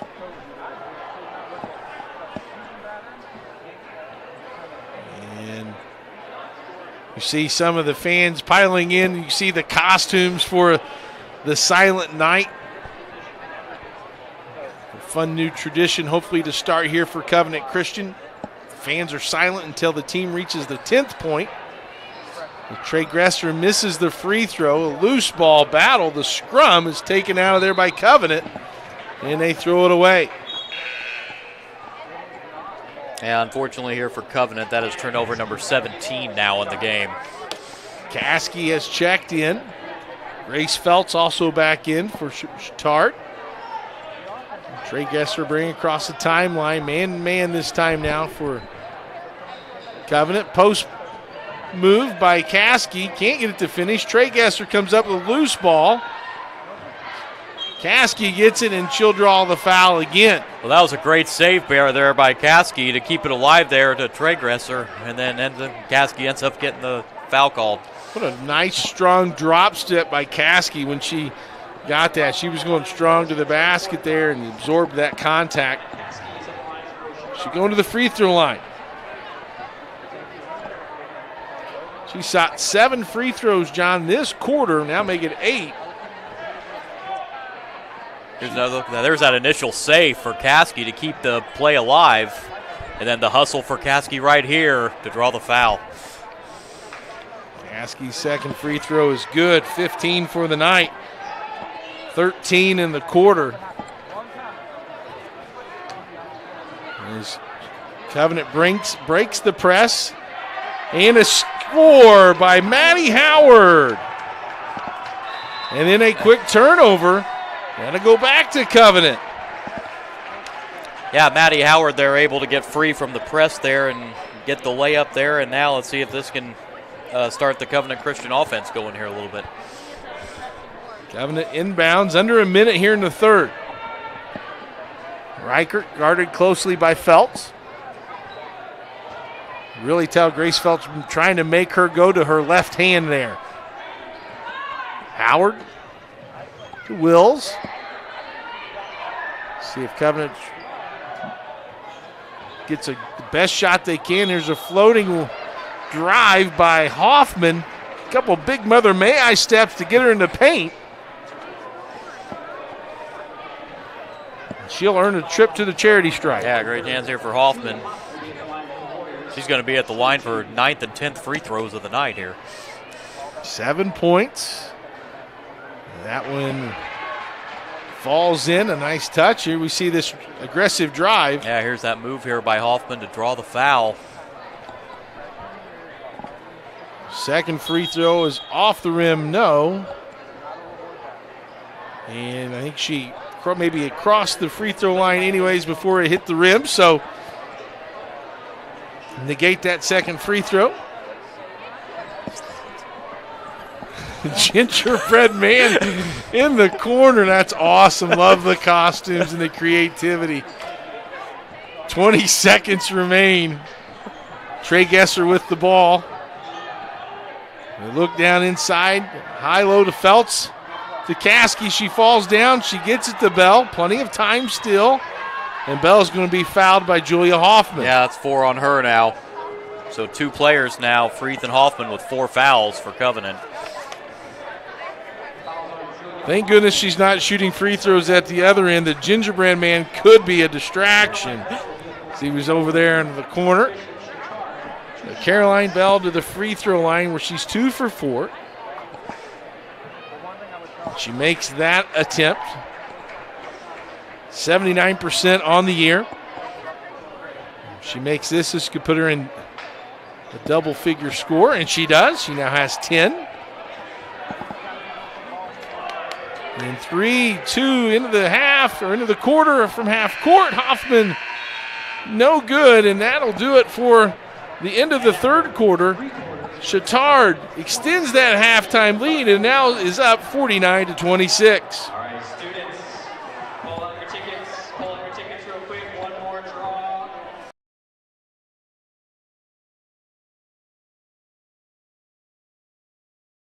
Burtner Electric Incorporated has been proudly serving our residential and commercial customers with quality electrical repair for over 33 years.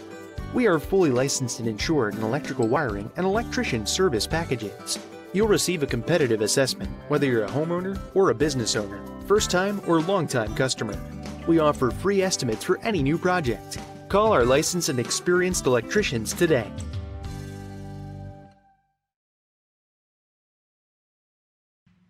Can't make it to the game? We've got your back. Just go to www.IndianaSRN.org and tune in to all of the live action, or go to our on-demand service and relive your favorite moments.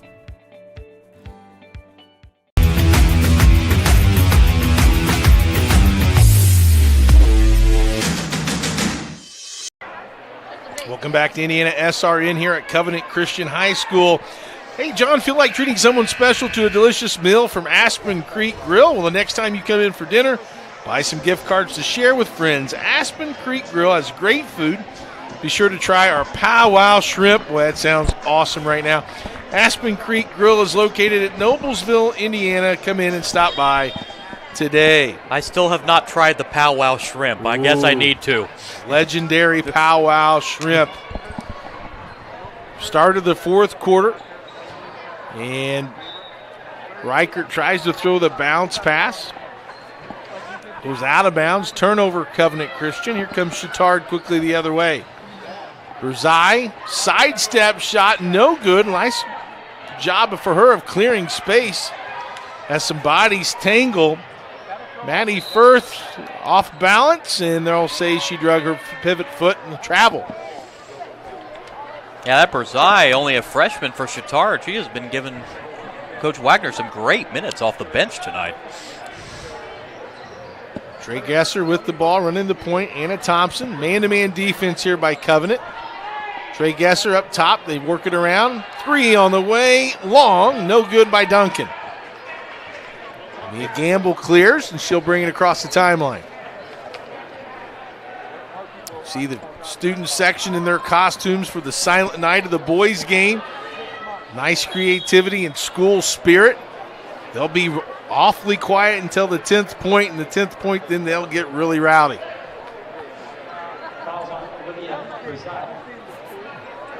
Both teams now in the double bonus as Breside gets called for the foul. Rodmaker to the free throw line.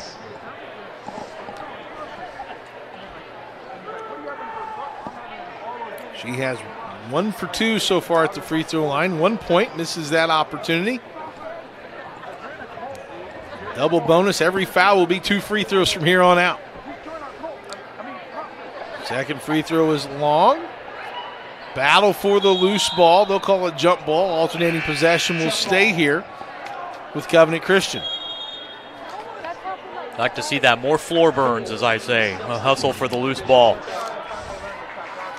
Trojans with a line change. There's a lot of substitutions involved. Alex Kendall checking in. Looks like Anna Jennings also in the game. Kendall right away shoots one up, no good. Battle for the rebound, Quinn Johnson. And they'll call a jump ball, and that'll go back to Covenant Christian. Yeah, great defensive series there for Covenant Christian. Forcing the held ball and getting the offensive possession back. Reichert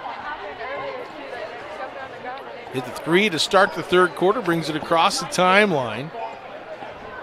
In the corner to Hoffman. There's a drive, cut off nicely by Bresai.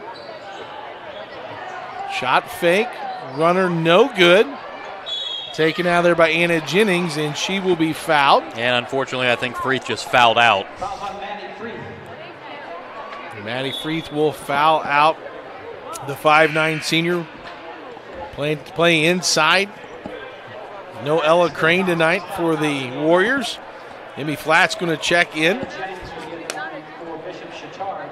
And Anna Jennings will go to the free throw line. She has 1 point, 1 of 2 from the free throw line. That one rims out. Second opportunity for the 5'10" senior. And that one's short. We've seen more free throw violations in this game than I think I have all year. Yeah, and I think it's simply the shooter trying to go a little too quick there, knowing they missed a free throw, but of course you still have to wait for it to hit the rim. Good job by the officials paying attention to detail. Gamble with a nice move, can't get it to fall. Kendall with the rebound. Here comes Chatard. And shot no good by Johnson. Kendall with the rebound. Can't get it to fall. And the Jennings in there, and Covenant comes away with it. Nice behind the back dribble to Hoffman. She drives. Scoop shot no good. Flat battling. But it's come out of there by Sydney Shaw.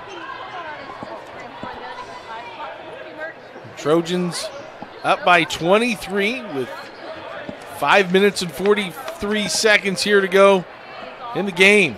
Backdoor by Johnson. Nice passing catch. Can't finish. Reichert pulls down the rebound. She'll hand it, give it off to Jenna Rodmaker in the corner to Gamble. Gamble will shoot a 3. Front rim, no. And they'll say it's out of bounds off of Kendall. And it'll stay with Covenant. I'm admiring the creative costumes down there in the student section. What's your favorite right now, John? What's your favorite? I like the red. I don't know if it's the red, the Gumby-looking guy. I don't. There's some interesting costumes for sure. As we'll go the other way for the free throw line. Rademacher just fouled out.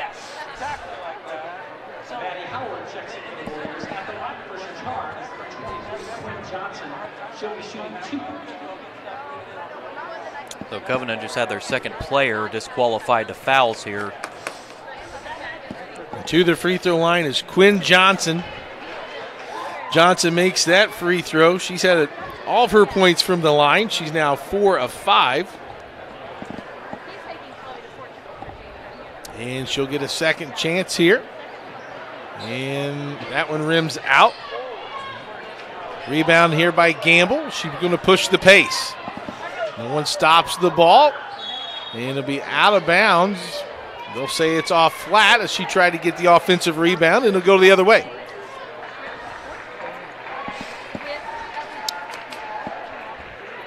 Crowd starting to file in here in anticipation of this Silent Night event. And since it's a Silent Night, they've pushed the game, the boys' game, back to an 8 o'clock start.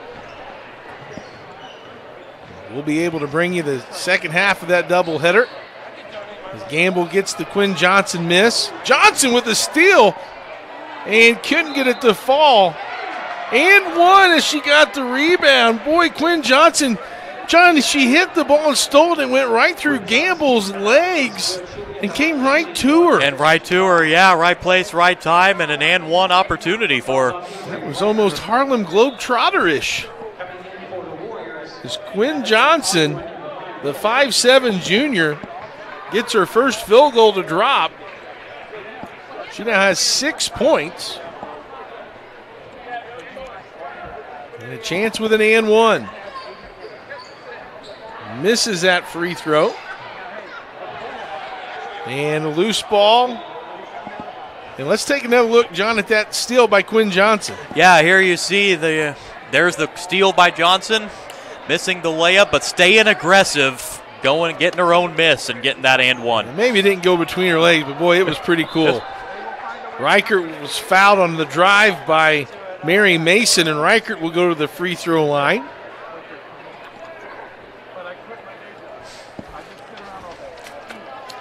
This win will be Bishop Chatard's first conference win and run their record to 4-5. And Reichert will get a second opportunity here.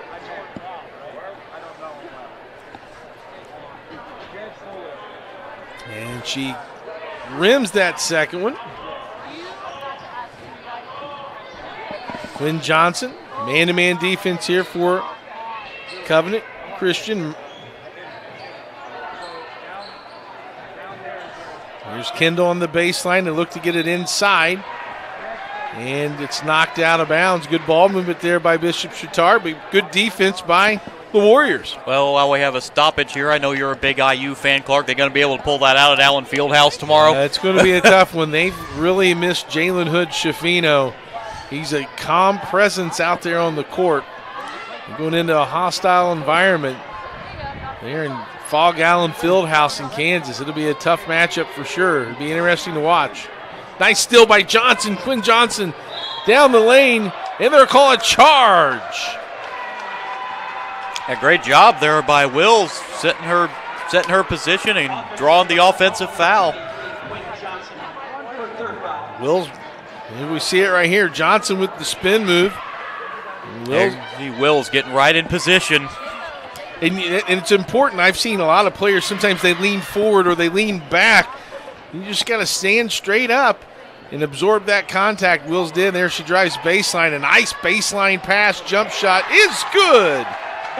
Drawing the charge at one end, getting the assist at the other end. Maddie Howard with her second field goal. This Covenant now works at the ball around the perimeter. Jennings up top to Mason.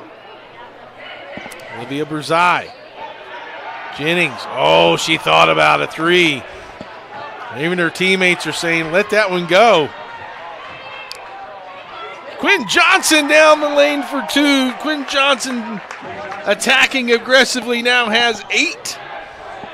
Yeah, Johnson giving Coach Wagner some good minutes off the bench here. Reichert with the step back three, no good. Looking up at the head is Mary Mason. And a nice defensive effort by Hoffman to get back and negate that fast break opportunity. Despite the score what it is, you still like to see this defensive hustle that Covenant Christian's showing you here. McAllister checking in. Annie McAllister back in. As Alec Kendall will go to the bench. Flatt will check in. Maddie Howard to the bench. 3 minutes to go, 54-29. Chatard over their offensive season average so far. Mason with the basketball. Over to Quinn Johnson. Give and go. McAllister tried to save it. Couldn't get it out of her hands before she landed out of bounds. And Reichert will bring it across the timeline for Covenant Christian. Man-to-man defense here by Chatard. Up top to Flat. Flat dribbles in the corner to Reichert for three. Got it. Great look there by Reichert on the wide open three there. Her second three. It puts her in double figures. She now has 11. Inside to Mason. Outside three on the way by Shaw is no good. Rebound. Quinn Johnson takes it away. Little Euro step gets that one to go. Quinn Johnson double figures with 10. Yeah, Johnson on the receiving end of that steal and the two-point basket there. Wills for three. Oh, off the back iron, no. Quinn Johnson pushes the pace up ahead. Dangerous pass. Mason tries to save it. And let's take a look at that Covenant Christian three here in the corner by Reichert. Yeah, that's a great look. Great job by Flat to find her teammate Reichert there in the corner for an open three. That inside presence, getting that ball inside, outside, creating that opportunity, finding that shooter in rhythm, knocking that three-pointer down. Her second three of this half. As Wills with the ball at the top. It throws it into the paint. Loose ball. Picked up. Here's Shaw. Nice controlled jump stop and bank shot. Sydney Shaw. Nice body control by her coming to that jump stop and knocking that in. Yeah, great job there by Shaw here getting the 2-point, her first field goal tonight. Madison Ardine is in the game for Covenant. Three on the way, no good. Taken out of there by Jennings. It'll be a tie-up jump ball, alternating possession. We'll stay here with Chatard. It's a good win here for Coach Wagner. And then you get a little bit of momentum going here. You're going to be heading into your Christmas break here. If you look at some upcoming games, as the basket's good by Quinn Johnson for 12 points, Chatard will go to the Casey Polnese tournament at Richmond and play Thursday the 22nd against University at 2:30, and then at Indianapolis Homeschool at 6, and then they're in the Scottsburg tournament after Christmas on the 28th. For Covenant Christian, they have a Tuesday, December 27th against Lewis Cass in the Carroll Holiday Tournament, and then they'll play January 5th against Brebeuf and January 7th at University. So that's kind of some of the upcoming matchups for both of these teams. 36.9 seconds remain. Hoffman with the basketball. Directs some traffic. Wills tries to get it to a cutting Reichert. Intercepted by Mason. McAllister shoot, no good.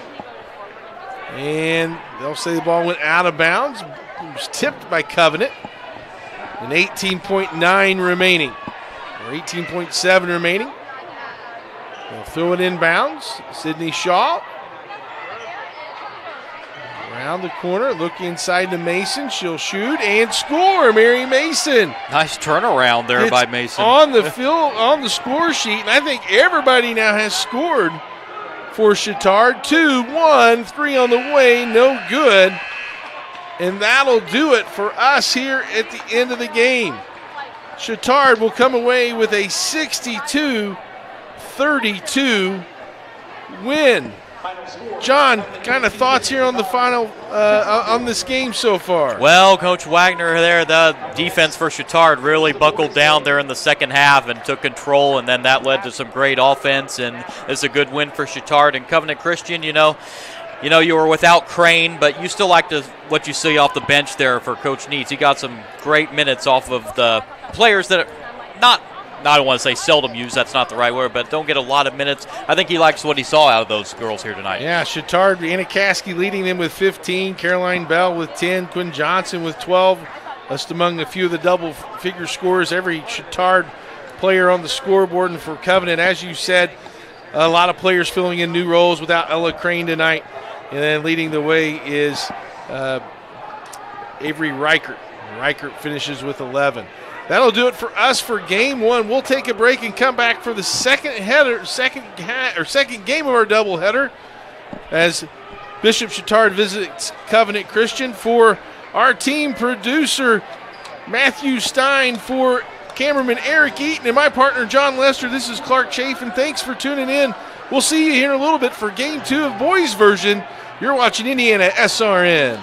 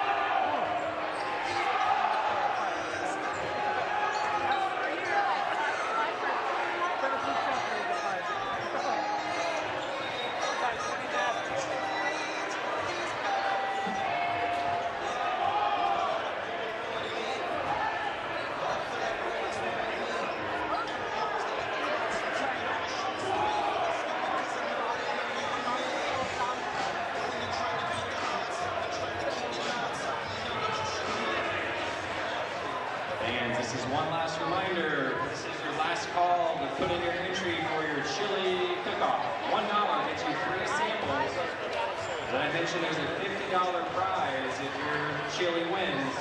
Your name gets thrown into a drawing, and if your card gets drawn, $50, $1 could turn into 50. So go try your chili for the next 10 minutes. Chili will close at the beginning of the boys' game. Here we go.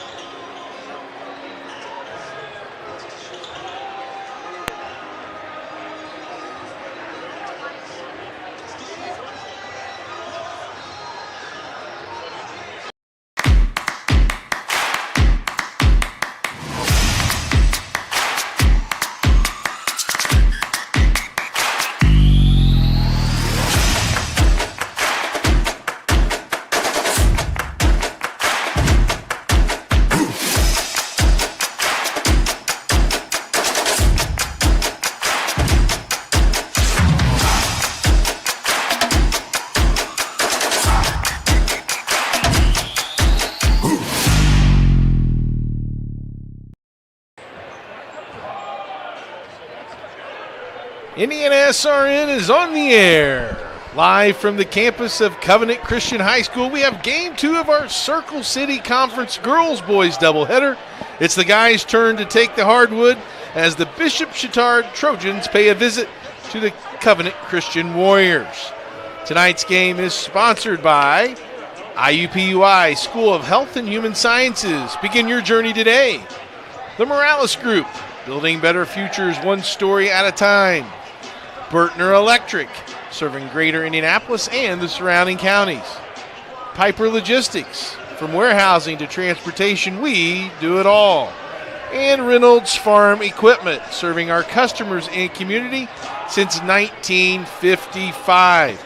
Well, John, after the first game, we had a victory for Bishop Chatard, winning that matchup by a score of 62-32. Clark Chafin along with John Lester, producer Matthew Stein, and cameraman Eric Eaton here to join you and bring you all the wonderful action of tonight's game. And John, this boys' game is going to be a little bit special, something different, something new for Covenant Christian. It's going to be the very first ever version of the legendary Silent Night, and that's made popular by Taylor University, seen on ESPN and Sports Center and local news. It's a tradition where the students start really silent until their team scores the 10th point, and then they go crazy. They rush to the court. They wear great costumes, as we've seen during the girls' game. Should be a lot of fun. Yeah, it's a great tradition. Glad to be a part of this here tonight. And, yeah, I'm really anxious to see this. It's a tradition, as you said, at Taylor University. And they do very well on their Silent Night events at Taylor University there, by the way.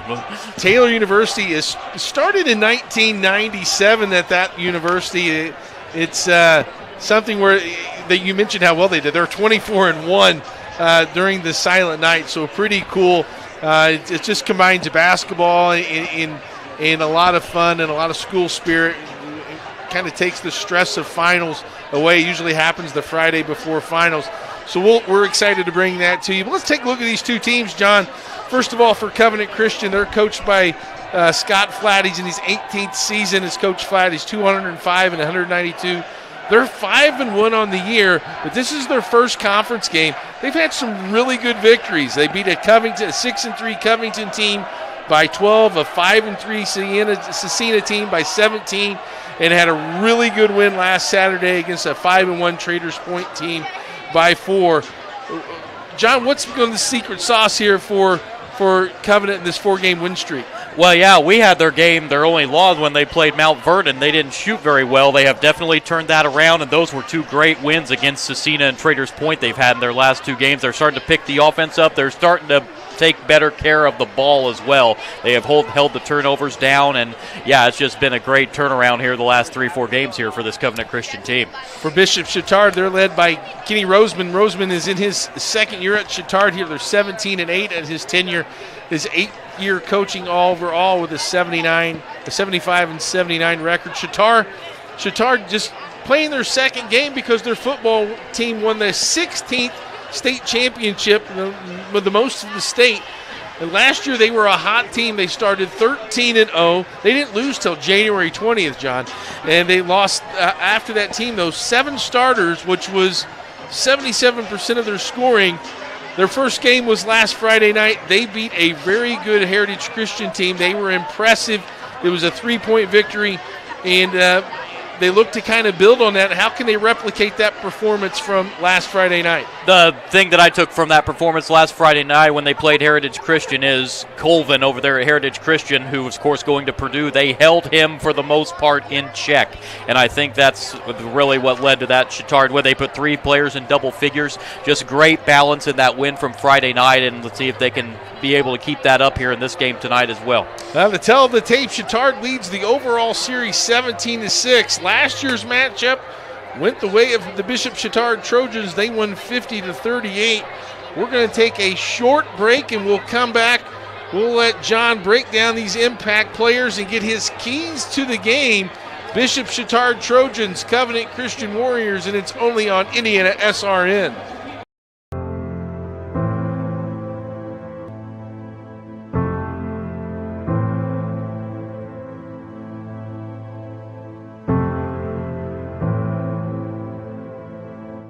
Calling officials cheaters or corrupt, it's not a game.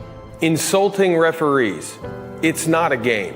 Threatening officials, it's not a game. Berating young umpires, learning the ropes, it's not a game. Violent language in the stands, it's not a game. Verbal abuse from the sideline, it's not a game.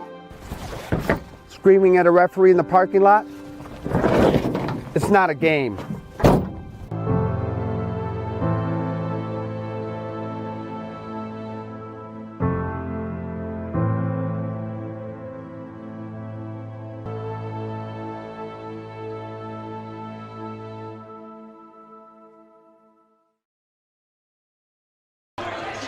Welcome back to the campus of Covenant Christian High School. We want to let you know that this broadcast is copyrighted by IndianaSRN, Indiana High School Athletic Association, for the private use of our audience. The use of pictures, videos, and audio without the express written permission of the IHSAA is prohibited. John, let's take a look at the players in some of the impact that they can have on the game, as well as your keys. First of all, for Covenant Christian, 5-1 on the year, as we said, led by Tony Flatt, Wyatt Wash, a couple of double-digit points per game averages, as well as a few other players that contribute to this Warrior basketball team. Yeah, I'm anxious to see Andrew Crane tonight as well for Covenant Christian. He averages about 8 points a game. but he averages over 5.5 rebounds a game. So I'm anxious to see how he's able, if he can take advantage of the matchup against Chatard here tonight. And Tony Flatt, of course, we know the kind of athlete he is, and of course, coach's son, and then Wyatt Wash, as you mentioned, another scorer here for Covenant Christian here tonight. Paxton Bacon had really blossomed as well, averaging 7.2 points per contest, 60% from the three-point line. One of the things I've noticed about Covenant when you dive into the numbers, they are a really good shooting basketball team. They have 6 guys that have over 10 three-point attempts and average more than 33%. That's kind of that watermark where you're looking at 30 to 35 and higher as being a pretty solid three-point shooter, and that's where they have a lot of their players. Yeah, most definitely. Coach Flatt has to like that. You know, when you can get that kind of balance offensively, even your 6'6" guy shoots very well from behind the arc. So when you can get that kind of balance, that's going to bode well in the long run here for Covenant Christian going forward.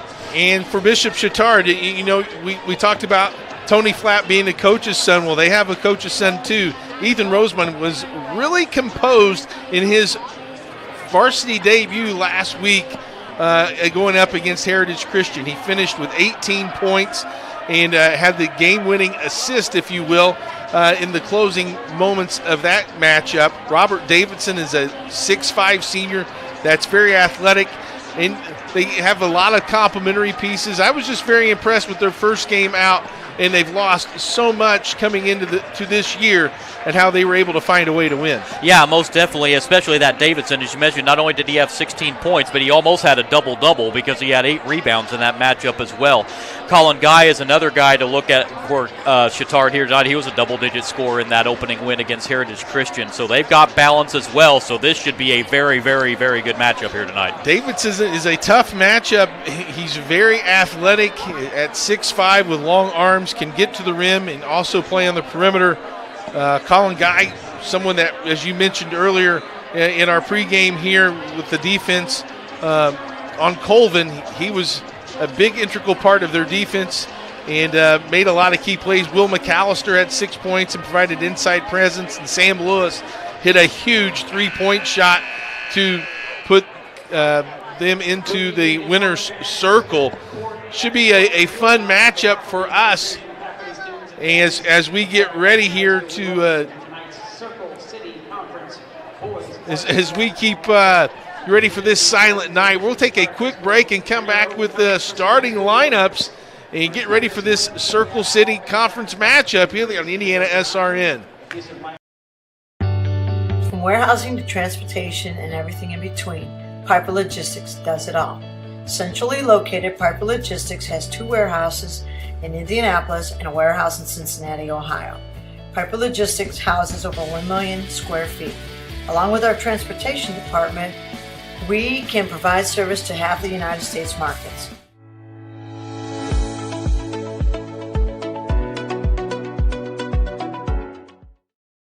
We encourage you to subscribe to our YouTube channel, IndianaSRN.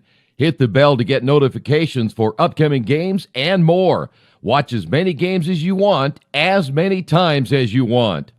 You want a career that creates experiences that are impossible to forget. By studying sports and events at IUPUI, you'll get hands-on experience in and out of the classroom. And with Indy as your classroom, there are high-profile events, sports franchises, hotels, museums, and large organizations across the city to engage, educate, and enlighten your student journey before you graduate. There isn't a better city than Indianapolis to get the experience you need to prepare you to handle any event, big or small. It all starts here. This is the Frells family's land. Nothing runs like a deer. Search John Deere 1 Series for more.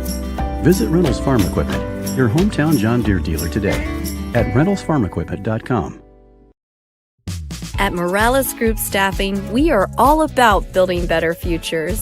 And during these times, we are working hard to put people to work. We are or text JOBS, JOBS, to 317-472-7600 to encourage you to follow us on Twitter at IndianaSRN. Find upcoming games, video highlights, and much more. Follow us now at IndianaSRN. Welcome back to Covenant Christian High School. Starters are being announced for the road team, Bishop Chatard Trojans. Senior Robert Davidson. And number 13, senior Drew Knapp. The Trojans are coached by Ken Roseman. And now your Covenant Christian High School Warrior. Number 22, senior Andrew Craig. Number 1, senior Isaac Weininger. Number 14, junior Jamison Laughlin. Number 11, senior Wyatt Wash. And number 2, senior Tony Black.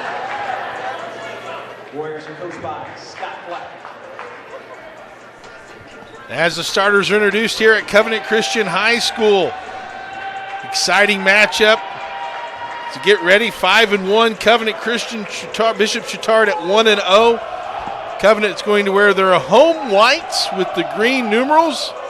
Bishop Chatard in their road blues with the white numbers and the white trim on the shorts. As the crowd is fired up for their silent night.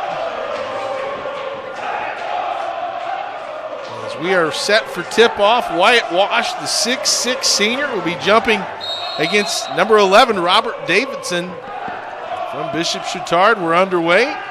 Tip is controlled by Andrew Crane and the Warriors. Winiger with the ball. It's like a zone defense to start off here for Chatard.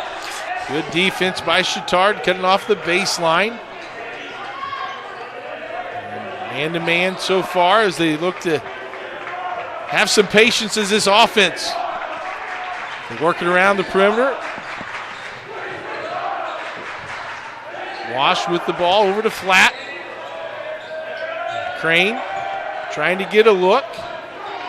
They'll post up Flat a lot. He's got some versatility. Just only being 6 foot, he's one of the better posts. He's one of the players they look to post up on the block. Good recovery and nice patience here by Covenant Christian. And definitely a nice patient opening possession here. Had the ball for the first minute. Fadeaway jump shot by Crane doesn't fall. Good block out by Chatard, and Davidson clears the rebound. Sam Lewis to Roseman to Davidson. And Covenant's going to be in a 2-3 zone here. Trying to negate some of this speed and athleticism. Alley-oop to Davidson. Oh, he can't finish. Nicely set up, though, by the offense. Scramble. Crane comes away with it. Gets it to Flat, and here come the Warriors. Oh, that was a great look there. Unfortunately, a little too high on that alley-oop pass. Jump stop, jump shot, good by Tony Flat for the first field goal of the game. Covenant up 2-0. Boy, what a nice set play. You can tell that they were getting it. The ball kind of reversed, getting everybody where they wanted to. Just couldn't finish on that alley-oop opportunity. As Roseman with the basketball, 2-0. They're working around the perimeter. Drew Knapp in the corner. Stifler outside to Roseman. Both teams trying to get comfortable offensively here. Definitely get a sense that they're really trying to fill for each other. Looks like... or maybe Chatard wants to keep the crowd as quiet as possible. Maybe not. They're trying. Silent night. They're not going to. The student section's going to stay quiet till they get that 10th point. Wash with the rebound, being pressured. They're going to call a foul. Nice job of being strong with Wyatt Wash there on the rebound. That was a great defensive sequence there for Covenant. Forced a tough shot there. Sorry. Robert Davidson will be called for the reach-in foul. And Chatard's going to put a little token pressure here on the Warriors. Flat across the timeline successfully. Wash above the ball above his head now to Crane. A little triangle offense there, and they're going to call a foul on Sam Lewis. for reaching in. Yeah, tried to get a little bit too aggressive there. Reached around too far for Lewis. Second team foul on Chatard. Let's feel the first 3 minutes, teams still kind of feeling each other out here. Substitution in quickly comes Colin Guy. He had a big game in their opener last Friday night, both on the offense and defensive end. Guy, a 5'10 junior, also part of that successful football team that won a state championship. Hand in a passing lane. Stifler comes away with the steal. Davidson now with the basketball. As the Trojans try to get set up in their offense. Knocked away. Roseman will get it back. Here's a three-point shot on the way. Short. No good. Stifler with the rebound. Over to Colin Guy on the baseline. Rims out. And Crane chases down the loose ball over to Wash, and they'll save it. And here come the Warriors in transition. Winiger cut off, and they'll reset. Halfway through the first quarter, 2-0 Covenant. Flat on the baseline, guarded closely by Stifler. He'll drive baseline, and he's going to be out of bounds. Good defense by Bishop Chatard. Yeah, just kind of got caught down there on the baseline, nowhere to go here, and Chatard forces the turnover. It's kind of been a grinded out game so far, John. You accurately described it. You can get a sense both teams trying to get a feel for each other. Here's a three-point shot again, short by Knapp. Wash gathers the rebound. Knapp's had two good looks out there, coming up a little bit short both times. And here come the Warriors. Reverse layup is good by Tony Flatt. Yeah, great find there to Flatt and gets the layup to go. He's got all four for Covenant so far. Nice pass by Jamison Laughlin as well. Threw him open, led him right to the basket. Flatt using the rim. Goes up with the reverse layup, 4-0. Roseman with the nice head fake, in and out, no good. Flatt high for the rebound, and he'll push the tempo. And they're going to call a traveling call on Flatt as he tried to sidestep the defender to avoid the charge. Yeah, tried to make a move, and unfortunately picked up that pivot foot, and it does have the third turnover of the quarter here for Covenant. Flatt's first foul. They did call the charging foul. Looked to me like he thought the official mentioned it traveling, but regardless, it's a turnover, and Chatard with the basketball. Man-to-man now. Stifler shoots a jump shot and good. Nolan Stifler, the senior, gets on the board. Yeah, nice stroke there by Stifler there, getting Chatard their first 2 points. Something about a left-handed jump shot just looks so pretty. And Stifler knocks that one down as Covenant works their way around the perimeter. Flatt for three in the corner. It's long. Battle for the rebound. He had Wyatt Wash jumping over Ethan Roseman, and a kind of a mismatch there in the paint. Roseman did his best, but Wash comes away with the offensive rebound and then draws the foul. Yeah, Chatard got fortunate there that Flatt missed a three. He's not a man you want to leave open there behind the three-point arc. Scotty Simler checking in the game for Bishop Chatard. Andrew Crane gets the inbounds pass over to Flatt. Ball screen, cut off, Crane in the post. Double teamed, looks for help. Flatt gets his head down and gets him out of trouble. They'll reset. Crane to Wash, to a cutting Flatt, and they're going to say he traveled. So turnover again leads to a Bishop Chatard basketball. And it's the Chatard fan base and student body getting a little rowdy since the Covenant, they can't, for their silent night, they're not going to cheer till the 10th point. As Chatard now with the basketball. Roseman up at the top. Over to Simler. They work through the offense. Davidson with a little space down the middle, spin move, blocked by Crane on a nice play and taken away by Covenant. Here comes Flat in transition. That was a tough move there, trying to get around Crane there.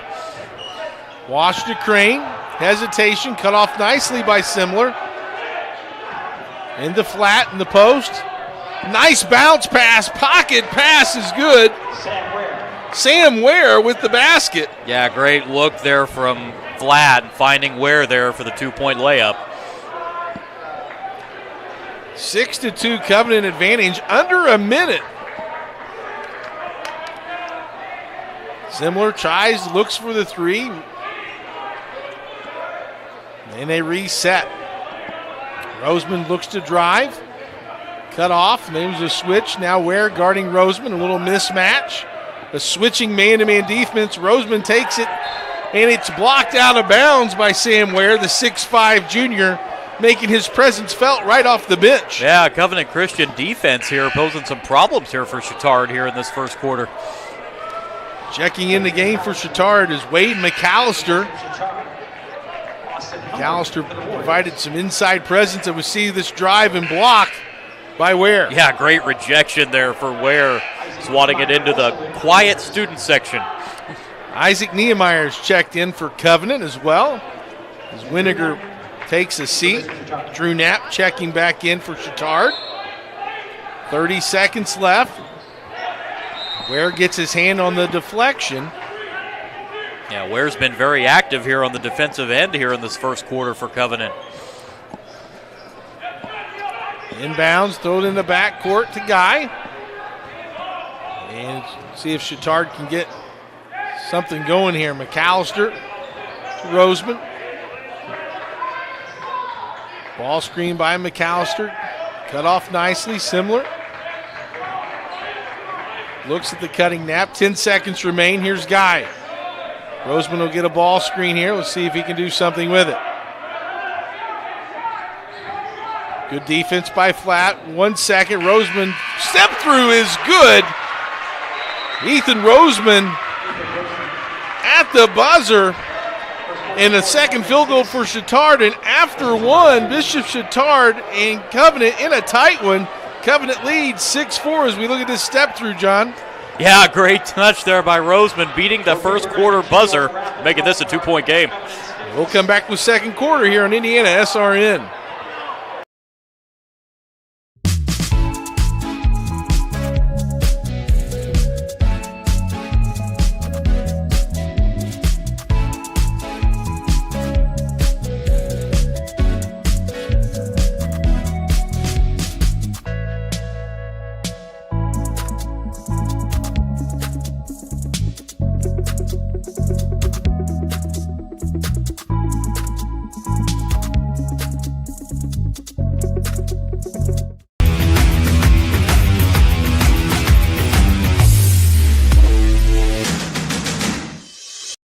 We encourage you to subscribe to our YouTube channel, IndianaSRN.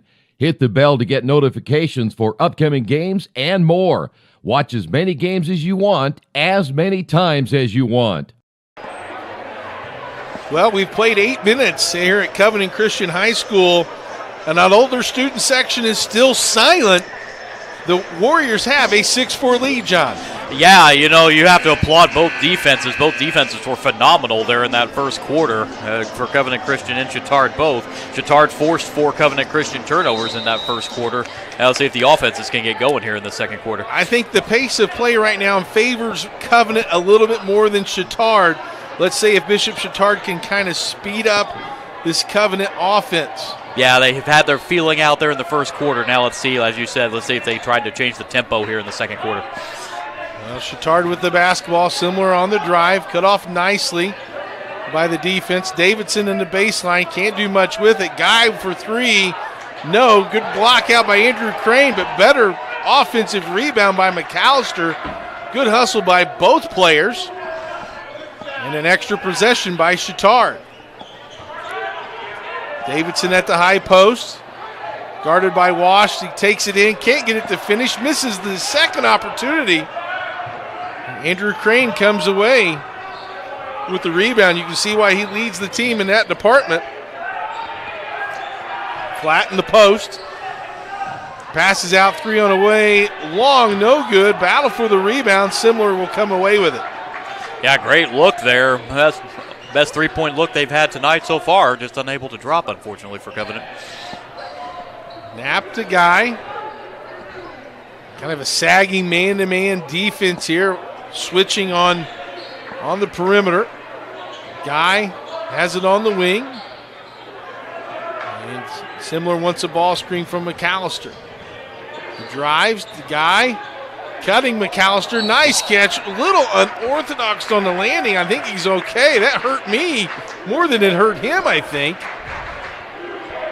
And they'll call a foul as Wade McAllister catches that in traffic. Take a look at this, John. Yeah, there's another look at this. I mean, Crane got him. Yeah, his body bent a little bit backwards, probably a little farther than it should, but it does seem to be okay. That's a recipe for Advil and a heating pad for me, John. And underneath inbounds, McAllister.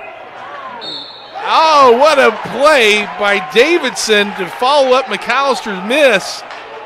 And he gets an and one opportunity, ties it at 6.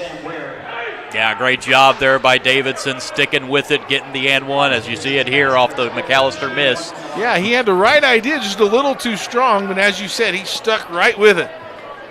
Great hustle there, man. I have to chuckle at the student section. You look at them, they're ready to erupt over there. They're itching, aren't they? They're ready to go. Free throw missed by Davidson. The game's tied at 6. As here come the Warriors. Laughlin works it around to Ware. Back to Laughlin. Reset the offense. Tony Flatt with 4 points is taking a breather here for Covenant. There's a back cut. Nice back cut. And the foul as Jameson Laughlin gets the back cut. Sam Lewis commits the foul to prevent the easy layup. Yeah, that was a great look inside. Only unfortunate part for Chatard is that Lewis picked up his second foul on that.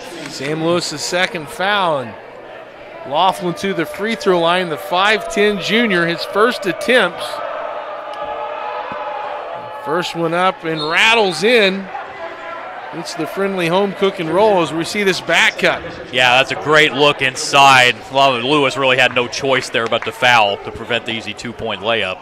Matthew Stein, our producer, and Eric Eaton, our cameraman, bringing you some great stuff on those instant replays. Thank you guys for all you do. As the second free throw was missed by Laughlin, the Warriors now only lead by 1. Ethan Roseman checks in and immediately shoots a 3. No good. Guy with the rebound, and he'll draw the foul. Good athleticism there in the paint on the weak side, getting that rebound and going up strong. Yeah, you like the hustle here for Chatard, following up and getting these offensive rebounds, giving them the second, third chances here. That's one way they can kind of speed up the game, get that tempo a little bit more in their favor. Guy to the free throw line makes the first. Here's another look at that. There's a 3-point miss there, but there again the hustle, rebound, and drawing the foul. Give yourself a second opportunity. Guy with the second free throw. Opportunity to give Chatard their first lead of the game, and he does. At 8-7. Austin Hubbard checks in for the Warriors. Tony Flatt checking back in. Getting ready to say he wasn't out for very long. Let's see if Warriors can hit a 3 and let their student section erupt. Flatt drives, cut off, goes up, and he'll draw the foul. Good strong move by Tony Flatt, the 6-foot senior. He'll go to the charity stripe for 2 shots. For the Warriors, shooting 2. Guy picked up that foul for Chatard. Flatt ties the game. He now has 5 points. We see this strong drive. Yeah, great strong drive there by Flatt. Able to draw the foul and get himself 2 free throws here. Just tell he's a coach's son, able to be smart, use his body to protect the ball and initiate the contact and draw the foul. and then knock in 2 free throws. Now Covenant leads 9-8. That's a good free throw stroke he's got, Tony Flatt, there as well. Repetitive, smooth, nice deep breath, gets on his toes. Like that follow through he's got. Yeah, it's a good catch there by you, John, as we 5.5 minutes left here in the second quarter. The Warriors go back to the zone. Stifler to a cutting nap, loses control. Crane with the rebound as he pushes. Euro step, and they're going to call a charge. Colin Guy beats him to the spot. Player control foul on Andrew Crane. Here you see it here, Crane, but Guy doing a great job getting set to draw that charge. And the crowd thought the basket was good, and they were erupting of their silent night. It's still 9 points. And still the only ones you've heard all half are the Chatard fans. Oh, this is fun. Good for Covenant Christian. Chatard has the ball. Covenant up 9-8. Guy with it on top. Takes the screen from Stifler. Chatard still looking a little bit uncomfortable offensively against that Covenant defense. No good. Battle for the rebound. Both teams on the floor, and Covenant comes away with it. Good hustle by Laughlin. Flat on the transition. Spin move, crossover into the paint. Laughlin thought about it. Back to Flat. Shot fake. Three on the way. Wash off the back iron. No. Guy with the rebound. A good hustle by Laughlin to knock that out of bounds. A substitution. Isaac Winiger is going to check back in for Covenant.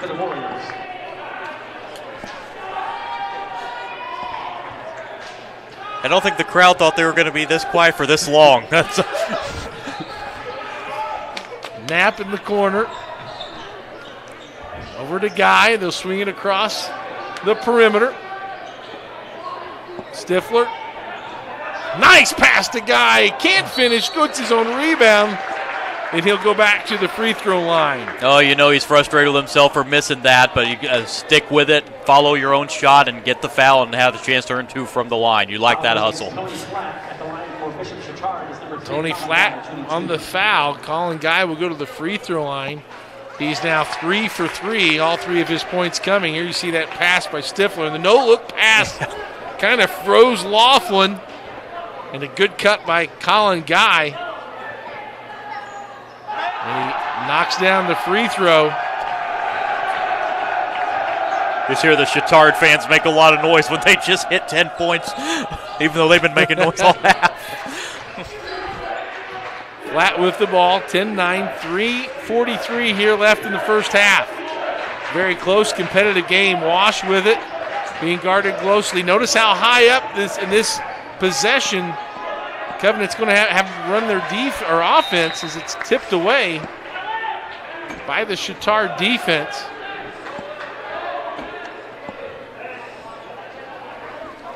Wow. Austin Humbert has also checked in for Covenant Christian, number 31. And I think they're going to call a foul on Nolan Stifler. His first foul. You can see Humpert's jersey's out. I think Stifler just tried to hold him there. Wash, little flex cut.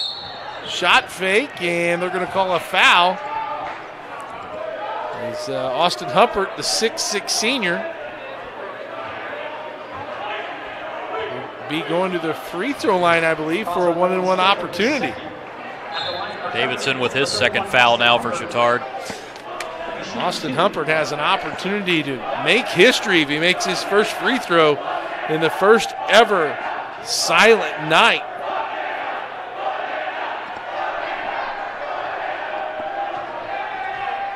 Humpert to the line, his first free throw up, and it's good! And they go crazy. The Covenant fans can now cheer. They stay off the court, though. But the school spirit is alive and well. Second free throw is off, but they get the offensive rebound. Wash for three. Oh, no good. That would have been huge. 10-10, Davidson down the lane. Scoop shot no good, but he'll draw the foul. And you can feel the energy pick up for Covenant Christian. And no offense to any other state, but what other state would give you this kind of energy? I mean, on a Friday. I mean, this is just fun stuff right here. Colts, Friday night in December, and you have a lot of fun here in high school basketball. It's worth the price of admission. And speaking while Davidson goes to the line, Ref Reps is designed in partnership with numerous state high school associations, helping officials to hone their skills and promote unity in the officiating world. Ref Reps is for the new official as well as the seasoned veteran. Contact them at refreps.com. Davidson misses the first free throw. He's 0 for 2 at the line, John. Maybe a bit frustration for him setting in. He knocks his second one down. He's got 3 points. Yeah, I think frustration setting in because he's only 1 for 4 from the floor. Shots aren't going down. You do sense that little bit of frustration for him. Flat across the timeline. 3 minutes here left remaining in the first half. Winiger. It's gotten loud. It has picked up. Good hustle by Davidson getting in the passing lane, but couldn't quite corral that loose ball. It'll stay with Covenant. Yeah, great effort there by Davidson on the defensive end. Almost getting the turnover there. Oh. Flat with the ball. Guarded closely by Colin Guy. Picks up his dribble. Reverse the basketball. Shot fake. Laughlin drives, kicks it out, and they'll reset. Over to Flat. Flat handoff to Wash to trap that little handoff. Flat underneath to Winmeyer, and he couldn't walk the tightrope. They're going to call a travel for Isaac Winiger, rather. I think if they weren't going to, he doesn't like the call, but I think if they weren't going to get the travel, I think his foot was on the end line, so either way, I think it was going to end up with a turnover. I think you're right, Mr. Lester, and it's 2:13 left, Chatard up 1. Now you can hear the student body into the game for the Warriors. The decibel level has just quadrupled. Similar backs it out as Chatard has to work on this side of the court where the student section is. Davidson drives, high off the glass, no good. Loose ball. Knapp over to Davidson and 1. Well, Davidson's growing a little frustrated, but you like him. Keep going up with it. They're going to eventually fall, and Davidson gets the and 1 opportunity here. Nice play by Drew Knapp to get the loose ball. Coming at like 3-on-1-2 situation. Here's the instant replay. 3-on-2, a diagonal bounce pass. Davidson gets his ball up on the backboard for the and 1 opportunity. He hit his last free throw. You get one to fall and go through. And all of a sudden, it starts to come in bunches. Chatard up now 14-10. Doesn't seem like much, but it feels like in this game it's more like a 10-point lead. Chatard throwing a little bit of half-court press up here. Laughlin being pressured by Guy. And then Chatard is electing to trap those little handoffs.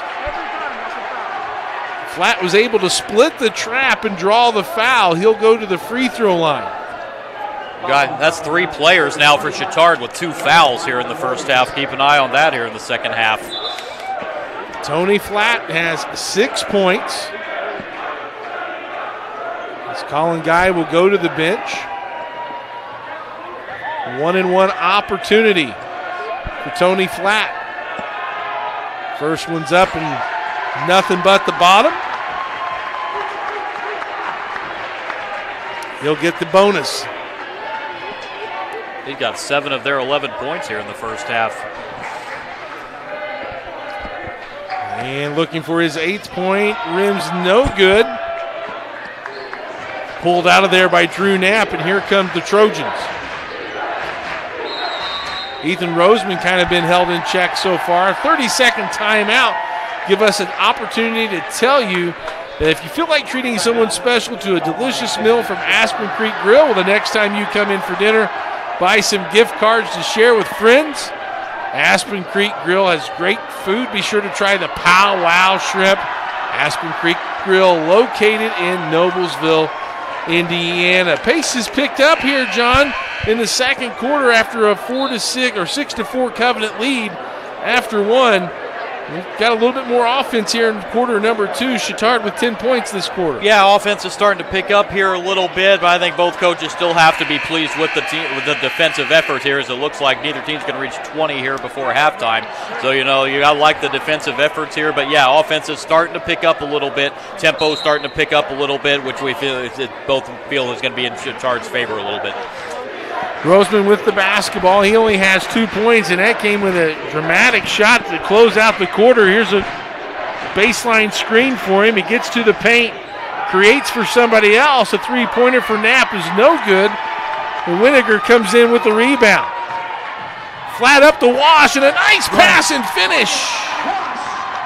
Yeah, great feed there for Wash. And we've got a 1-point game, but quickly back there. Davidson on the other end answers, and now the pace is picked up. Flat, one-on-one, cut off nicely by Drew Knapp at the defensive end. He'll reset. Fakes the handoff. Flat, reverse is good. Tony Flat. Boy, nice touch there on the reverse layup for Flat. 9 points now in the half. Good body control by Flat to avoid the contact and finish at the rim. 25 seconds, Chatard up 1. Looks like they're going to settle for the last shot of the half, John. Yep. Here with 15 seconds. Just they don't want to give up the ball here, let Covenant get a last-second shot here, so they're going to run it down for 1. Similar to Roseman. Floater in the lane. Got it again. The closer, Ethan Roseman, is only 2 baskets, John. Our game or quarter-ending buckets as he gets in the lane and gets a little floater. Watch how he creates this match. Yeah, here's another look. Saw the time, goes up with the floater, and yeah, it's a 3-point lead. And we'll see if that little basket here at the end of the half here switches the momentum here to start. Even though it's only a 3-point game, you get the feeling that was a big basket here at the end of the half. Chatard, 14-point second quarter after being down by a bucket at 6-4 after 1, leads at halftime 18-5. If we take a look at some of the scoring, but Robert Davidson picked it up there in that second quarter, John, had 8 points. Yeah, 8 points. He started to get going offensively there. Cullen Guy had 4 points. Sam Lewis, the one that hit the game-winning shot the other night against Heritage Christian. Covenant Christian's done a great job on him, held him scoreless there in that first half. Meanwhile, if we look at Covenant side, we got Wyatt Wash, who is a double-digit average at 11 points per contest, only with 2, but Tony Flat picking up the pace. And you think of Andrew Crane, also at 8 points a contest. He's yet to get on the board. So. Yeah, they've done a great job defensively on Crane there in the first half there, has Chatard. Well, we'll take a halftime break and let the festivities of Silent Night continue here at Covenant Christian. Halftime on IndianaSRN, Chatard up 3. You want a career that creates experiences that are impossible to forget. By studying sports and events at IUPUI, you'll get hands-on experience in and out of the classroom. And with Indy as your classroom, there are high-profile events, sports franchises, hotels, museums, and large organizations across the city to engage, educate, and enlighten your student journey before you graduate. There isn't a better city than Indianapolis to get the experience you need to prepare you to handle any event, big or small. It all starts here. They say nice guys don't finish first. So maybe it's time to reconsider what it means to be first. It's about being your best, but knowing you could be even better. It's being present, but respectful of history. You sure you want to make that move? It's donating something more valuable than money. It's believing in yourself and something bigger. It's coming from different families, but treating each other like brothers. It's not just being a man, it's being a Mason. My name is David Pfeiffer. I'm the athletic director here at Covenant Christian High School. I'm also the boys soccer coach. I've been coaching for the last 5 seasons now, and have stepped into this role of athletic director at the same time. My time here at Covenant has been amazing. I've really enjoyed the atmosphere, the environment that I've been able to be a part of as an administrator as well as a coach. Within our athletic department, we offer 18 varsity level sports, and we also have boys club volleyball as well. You look around the state, there aren't many small schools that offer all of those athletic teams, and within each of those teams we have junior varsity teams and maybe even freshman and C teams. So for our student athletes, there are lots of opportunities, regardless of what your level of experience is, to be able to get some playing time and be a part of a team. Looking back over the last few years, when I think of the success that we've seen within our athletic programs, we've had 43 student athletes, alumni, that have carried on their athletic pursuits at the next level, playing anywhere from the NAIA all the way up to Division I NCAA. And so to have that kind of number at a smaller school like this is pretty great testament of the type of student athletes that we're producing from an athletic standpoint as well.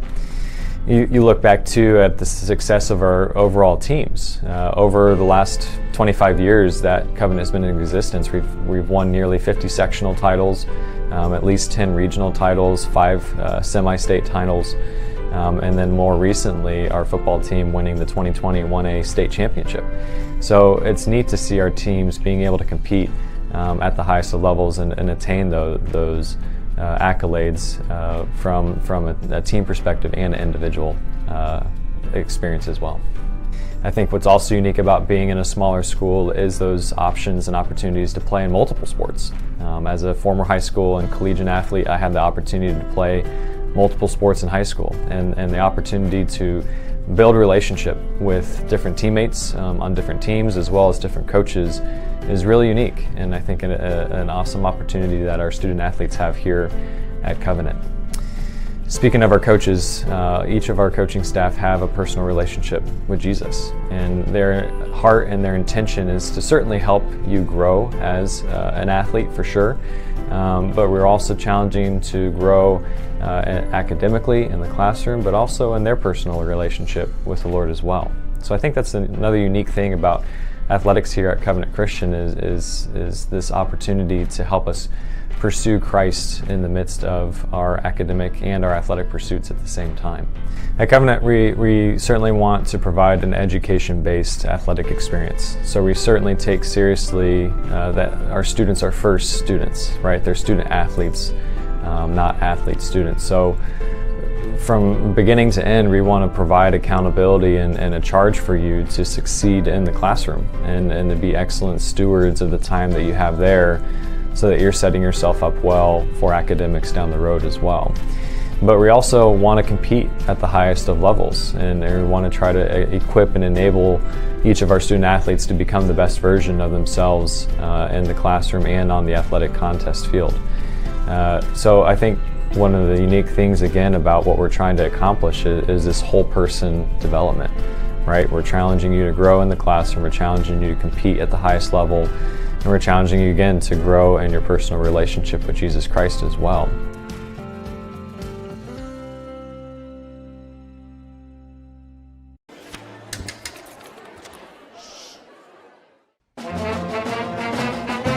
Hey conductor, how about something new? You played this last year. Come on, get your head out of your sacks. Shh, we're trying to hear. Well, I'm sick and tired of hearing your kid play the wrong notes. Where's my kid solo? At least you can see your kid. Why is my kid stuck way in the back? The conductor only plays his favorites. My kid heard that solo! You saying I did? Yeah! Come on! Can't get to a computer? Then we've got you covered. Just go to the IndianaSRN app and stay up to date with all of your favorite teams. You can watch live coverage or relive the experience with our on-demand service.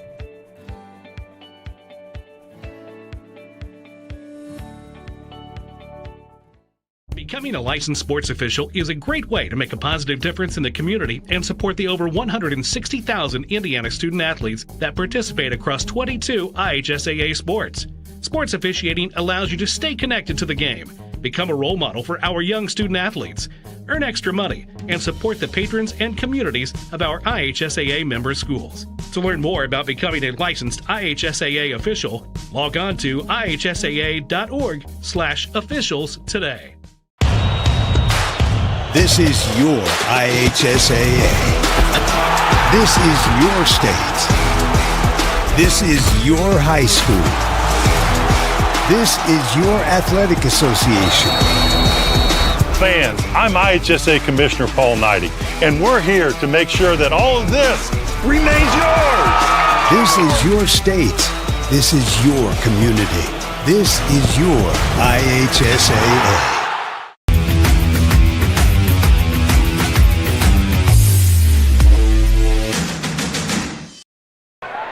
Well, welcome back to the second half of our doubleheader between Bishop Chatard and Covenant Christian High School in this Circle City Conference doubleheader. If you look at game one, it was the girls. They had a 62-32 win as we take a little bit of action there from tonight's boys action. The Bishop Chatard Trojans ladies won 62-32. Led by Annie Caskey's 15, Quinn Johnson's 12, and Caroline Bell 10. And for Covenant, they were led by Avery Reichert with 11 and Julia Hoffman with 8. When we take a look at our boys game, started off kind of slow here in the first quarter. Covenant took a 6-4 lead, but second quarter, Chatard came out, and we take a look at a couple of buzzer beaters here. John, by Roseman, this was the end of the first quarter. Yeah, and he was a little bit forced there at the end of the first quarter. Still got that to go. However, Chatard, that made a 2-point game there at the end of the first quarter, and then they hit another one there right before halftime. Roseman's only basket so far with 4 points. As we look at some of the scoring, here's take a look as here in the second quarter. Here's the second one. Roseman a little bit floater, a little cleaner look, and got it to an 18-15 Chatard lead.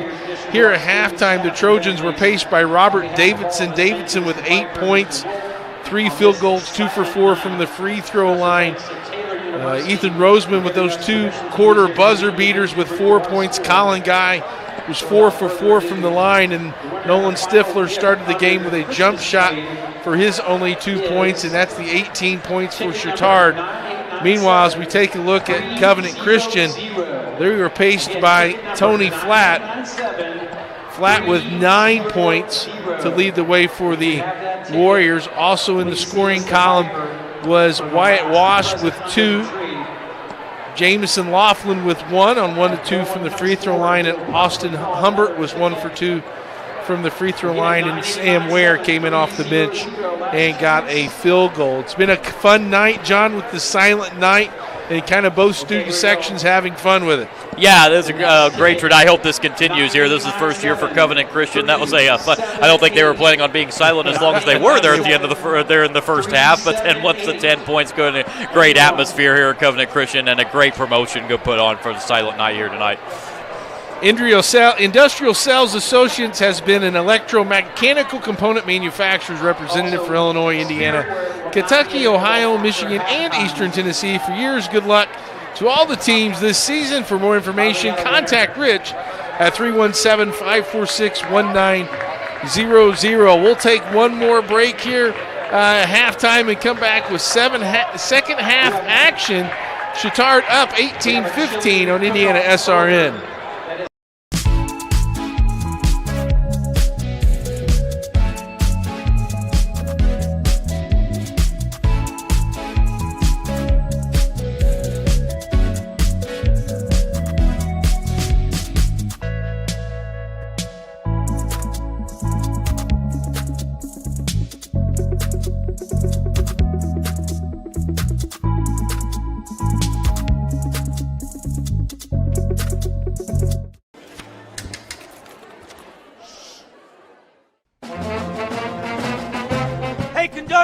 How about something new? You played this last year.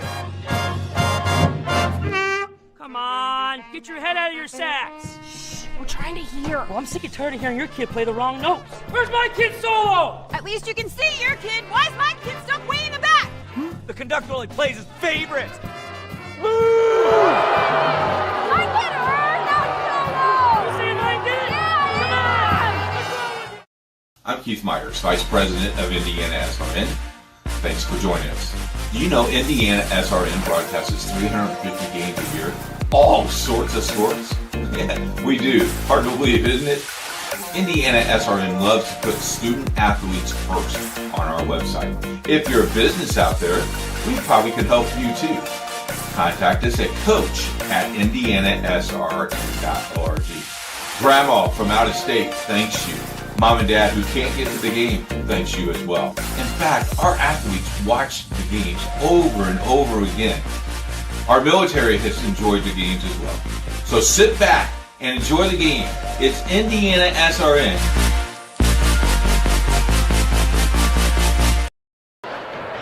Clark Chafin along with John Lester, Matthew Stein, and Eric Eaton happy to bring you this second game of our doubleheader between Bishop Chatard and Covenant Christian. The girls' game in game one went the way of the Chatard Trojans. In the second game of the boys feature here, Chatard with the halftime lead of 18-15. John, we've already ran down the scoring. What kind of halftime adjustments do you think each coach made in their discussions there as we get ready for the third quarter? Well, I think both coaches have to be very pleased with their defensive efforts here, by holding both teams under 20 points here in the first half. I'm anxious to see with Covenant Christian, you had Tony Flatt with 9 points. I'm anxious to see if somebody else tries to step up a little bit offensively, take some of that load off of Flatt, and vice versa for Chatard. You know, Sam Lewis, who hit that game winner, as we mentioned, against Heritage Christian the other day, he's scoreless. I look for him to start getting involved more offensively here in the second half as well as Roseman, who just had the one field goal there in that first half. I think you make some great points there, John. I think for Covenant, you're exactly right. They're going to have to need someone else to score besides Tony Flatt. You have Wyatt Wash, averages 11, only has 2 here in the first half. You have Andrew Crane, who averages 8, is scoreless, although he played some really good defense and led him in rebounding, but you got to get some more, I think, out of those complementary pieces. And I echo your thoughts here with Chatard.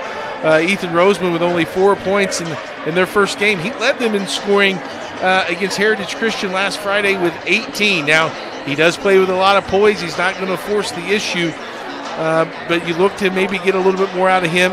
It took Robert Davidson a little bit of time to kind of get going. He had 8 points all in there in that second quarter. So we'll see what these adjustments made.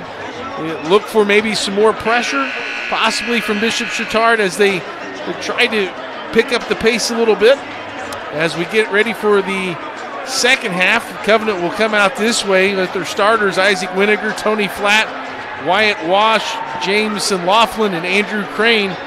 And for Chatard, they'll come out with Ethan Roseman, Sam Lewis, Nolan Stifler, Robert Davidson, and Drew Knapp.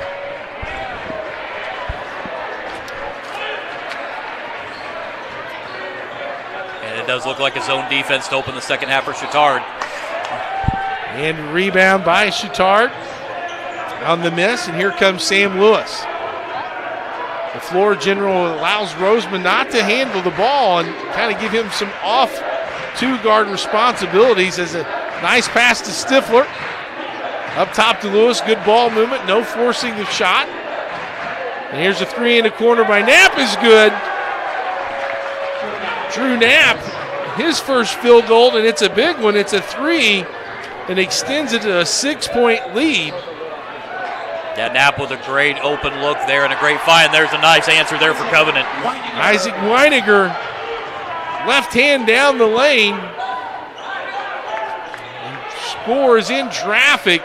Nice catch and finish. As you said, John, a nice answer there by the Warriors as they're in that switching man-to-man defense. Lewis up top.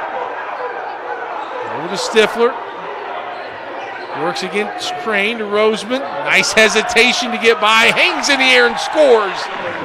Ethan Roseman with his first field goal of the second half. Yeah, nice drive there by Roseman. I think you mentioned here in the first half, you got to get the feeling we're not going to have a whole lot of points here. 6-point lead seems like it's not a big lead, but in the kind of game like this, you don't want to let it get pretty much any farther than it is right now. Weininger up top as they reverse the basketball to Laughlin. Cut off by Lewis. Hand-to-man defense now by the Trojans. Flat. Three-pointer on the way by Wash, and it's good. Wyatt Wash. The flare screen from the top, and meanwhile back the other way, Davidson with the Euro step can't get it to go. Loose ball. And they're going to call a foul on Laughlin. Yeah, Laughlin goes tough luck foul there. He was going for the loose ball and unfortunately came down on top of a Chatard player there and committed the foul. Let's take a look at this three here by Wash. A little flare screen. Davis goes under that screen. Yeah, it allowed Wash there for the open three-point look, and he only had 2 points there in the first half, a double-digit score. You figure his offense is going to start picking up here in the second half as well. And immediately after that three, he cuts it back to a 3-point lead. As here comes Roseman. Guarded closely man-to-man. Roseman with top. Man-to-man defense again by Covenant. Stifler in the high post. Ball screen for Lewis. Can't get anything. Three-pointer on the way by Lewis. It's short. Loose ball out to Wash. He drives against three Chatard players and is going to draw the foul. Will Wyatt Wash as he heads to the free throw line, 6'6" senior. Yeah, Wash a great chance here to get 2 free throws. Try and cut this to a 1-point game here. About 3 minutes almost here in the third quarter. Wash, an excellent free throw shooter as we see a long rebound. That's what happens when you shoot a long shot. You're going to get those long rebounds, and Wash is able to take advantage and take it to the coast to coast. Knocks in the first free throw. He's an 80% free throw shooter. His second attempt is no good, doesn't fall. Davidson had checked back in. He sets the ball screen. Guy in the corner, three. High arcing shot, no good.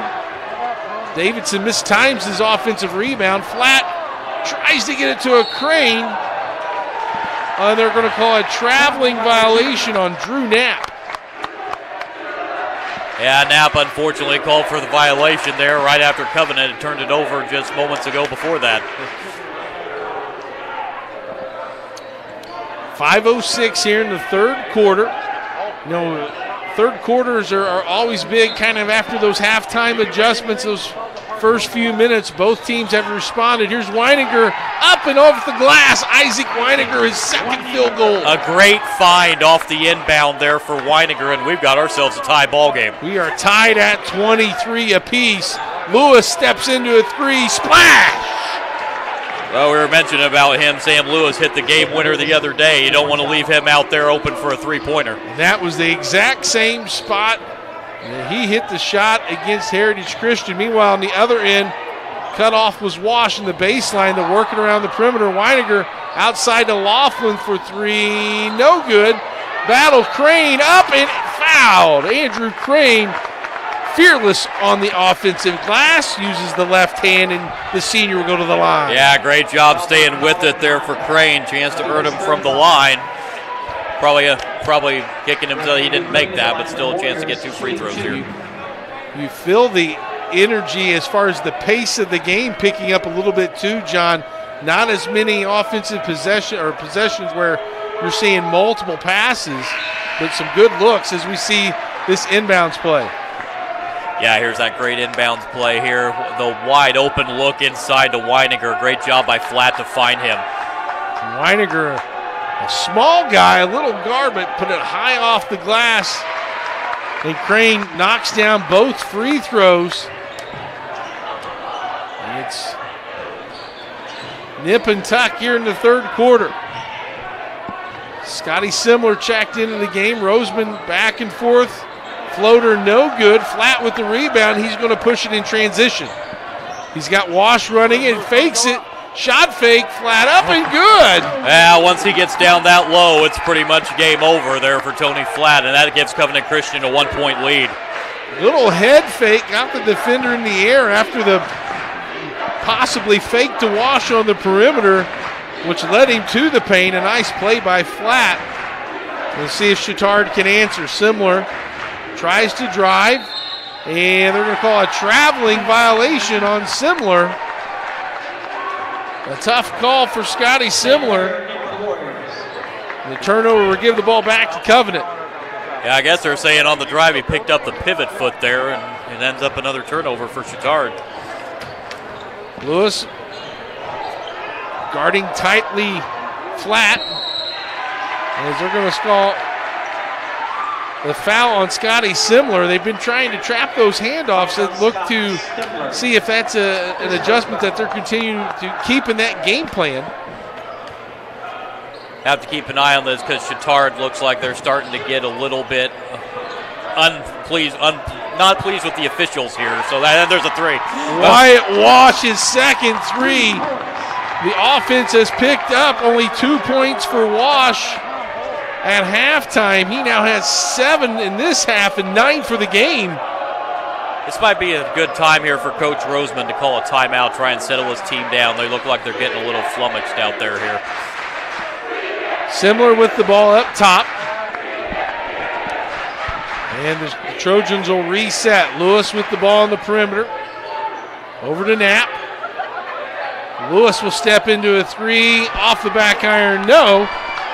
Rebound taken out of there by Sam Ware. And here's the transition. Up and no good. Ware follows left hand, no, but he'll draw a foul. Yeah, you sense the momentum changing from halftime here in Covenant Christian's favor.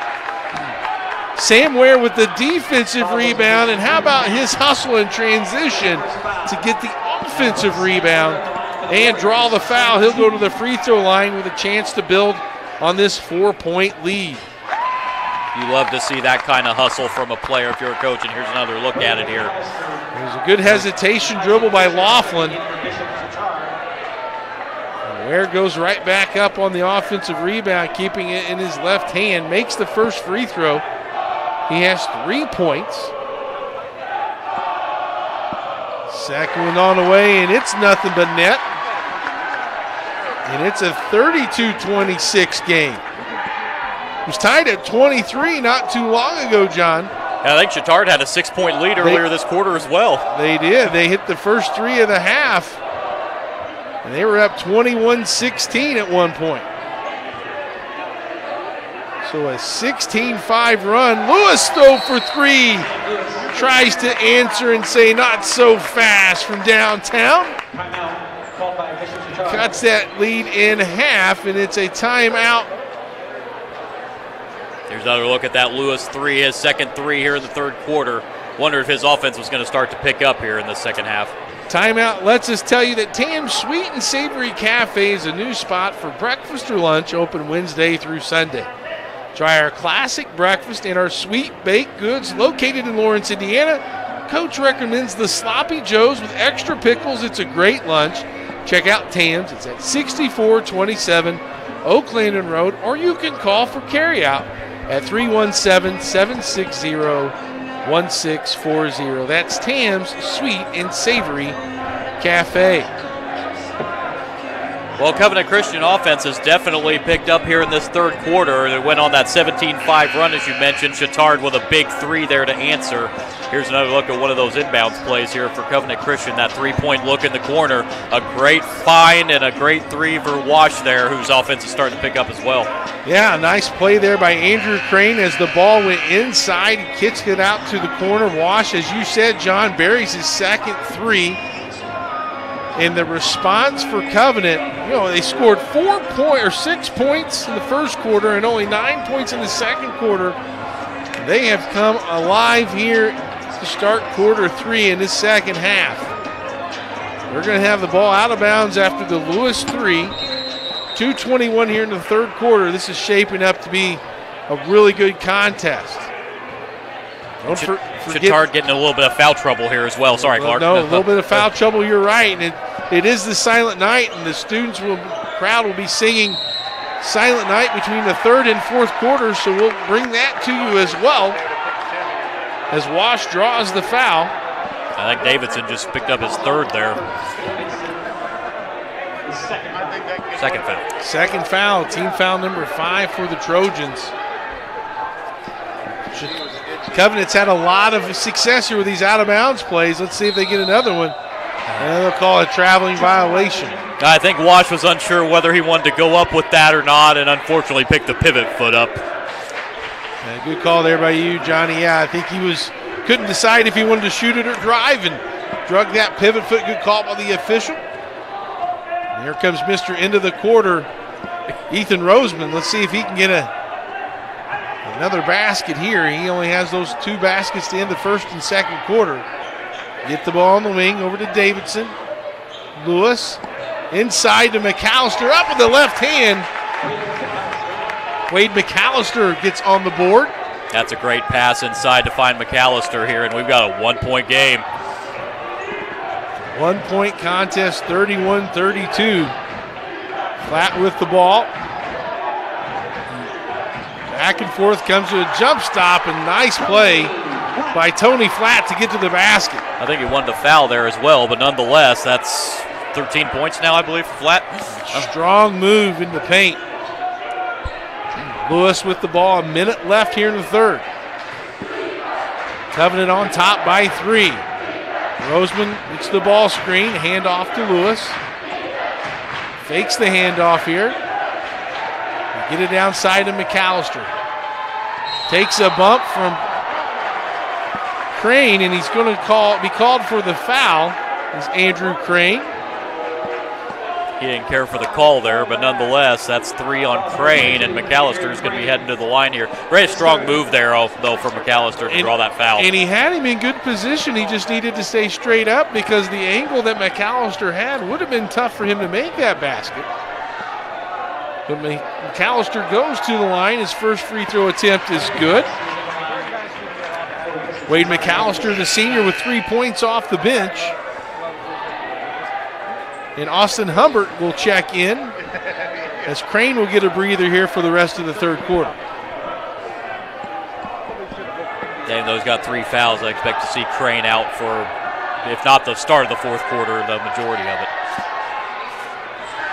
McAllister misses the second free throw. It's still a 2-point Covenant lead. Under 45 seconds remain. Wash for 3, looks good, short.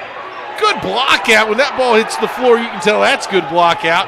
Here comes the Trojans in transition. Davidson blocked by, looked like Sam Ware got a hand on it.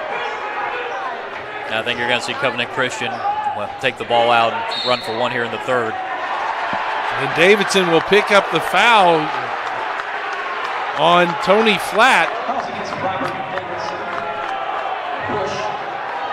And a substitution both ways. Joe Midla will check in for Covenant. And Drew Knapp will also check in for Chatard. Here comes Covenant out of bounds, 24 seconds left. Flat for 3, no good. Good block out there by Chatard. And Mr. End of the quarter with the ball with 13 seconds remain. Yeah, so much for my thought about keeping the ball at the end of the third quarter there. Flat had an open look there. He had a good look at it. Roseman hands it off. Lewis from way downtown, off the back iron, no. And that'll do it for the third quarter, and an exciting third quarter we had. Covenant Christian back and forth with Chatard, but after 3, Covenant up 34-32. We still have a chili cook-off ticket winner. And we'll keep it here for the Silent Night, the first ever Silent Night by Covenant Christian. We'll let the broadcast take it away.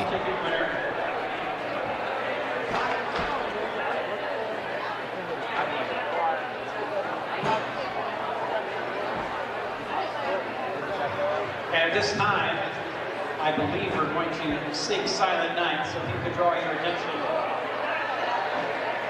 With Mrs. Shields, she will lead us.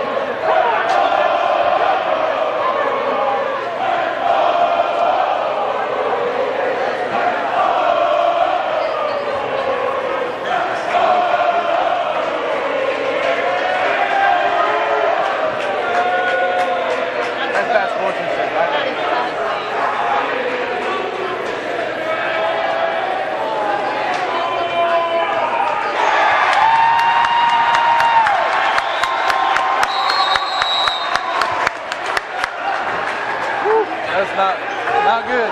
The Silent Night sung by the student section. Now we're back to action. Fourth quarter, anybody's game. Covenant on top 34-32. Let's see what Chatard has in mind. Roseman with the basketball, scored 18 last weekend, only 4 right now. Jump stop goes up, it's partially blocked. Davidson collects the offensive rebound and will be fouled. Davidson will go to the free throw line. He was held scoreless, John, in that third quarter. Yeah, they did a great job on Davidson here in the third quarter, but he's starting to get more aggressive here, starting to pull the rebounds down, starting to get more aggressive on the offensive side as well. They're going to need him to be aggressive and keep his head in the game and stay in the game as far as with foul trouble, because he is definitely a dynamic player for the Trojans, but he misses that free throw. And here comes Crane with the 3 fouls. Misses the second free throw as well. And McAllister's aggressiveness on that free throw attempt for the offensive rebound earns the Trojans another possession. Substitutions both ways. Nolan Stifler checks in for the Trojans. And it looks like Austin Humbert has checked in also for Covenant. McAllister in the dive scores. Wade McAllister on the out-of-bounds play ties it up at 34. Yeah, a great find there to McAllister. McAllister, the strong layup there to tie this game. Flat with the ball, and it's going to be a foul on Stifler. Good call by the official. Yeah, I got a little too much body there. Look at that inbound here for Chatard. The find here for McAllister that ties this game at 34. I think we're going to be going down to the wire here in this one, Clark. It's been back and forth, John. It was 21-16 after the first possession in the third quarter for Chatard. And then Covenant got up by as many as 6 at 32-26, and now we're tied at 34. A back and forth seesaw contest. And Tony Flatt to the line, misses the free throw, but he gets his own rebound. Great hustle. And Crane with a nice look to Milda, and they reset. Flatten the baseline. Cut off by Lewis. Up top, three-pointer on the way. Sam Ware! Great job by Flatt there. Finding the open man outside Ware for a three-pointer and putting Covenant back in front. We said that was one of their strengths in our pregame, was their three-point shooting. And a big one there by Sam Ware. Puts the lead up to 37-34. McAllister tries to drive through traffic. A lot of Warriors on the floor. They're going to call a foul, a reach-in foul. That'll be on Sam Ware. Ware picks up his 4th foul. And Wash will check in for him. So you got Ware with 4 and Crane with 3 for Covenant. See if Chatard tries to go after Crane a little bit here, try to get him to get his 4th. Chatard with the basketball. Man-to-man defense for Covenant. The crowd gets into it. Davidson to Roseman. Roseman cut off nicely by the Warrior man-to-man defense. Good help side. Roseman stop and pop. 15 no good. Whitewash with the board. Good look at it there for Roseman. Unfortunately for him, unable to come finish with the basket there. Maybe his time is just at the end of the quarters. Too much time on the clock. Flatt misses with a baseline jumper. McAllister with a good rebound. Colin Gaius checked in, and they'll push in transition. Davidson to the basket. Wraparound pass. McAllister couldn't handle it. And a nice play by Roseman to Guy, and there's a foul by Andrew Crane. Chatard fortunate that they didn't turn the ball over there, and they're going to end up getting 2 free throws out of this. Here you see that wild sequence here. That was the near turnover, and then the great look inside from Roseman there. And a chance to earn 2 at the line here for Colin Guy. Colin Guy, 4 points, all from the free throw line. He was 4 for 4 in that first half. Didn't score in the third period. And his first one is short.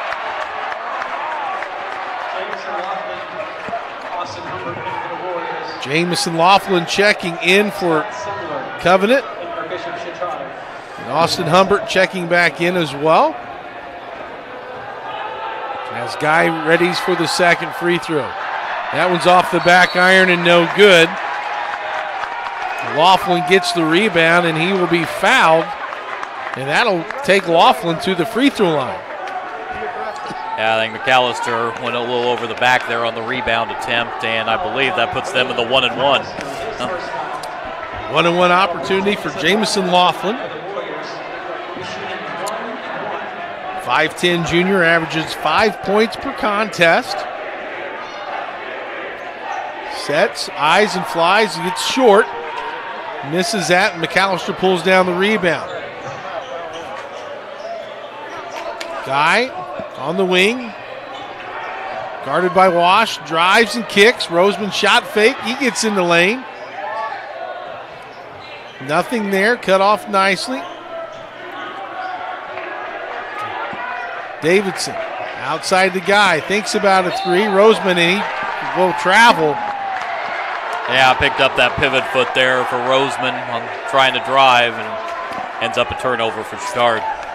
Shuffle those feet, travel called, and with 5:13 remaining, Covenant up 37-34.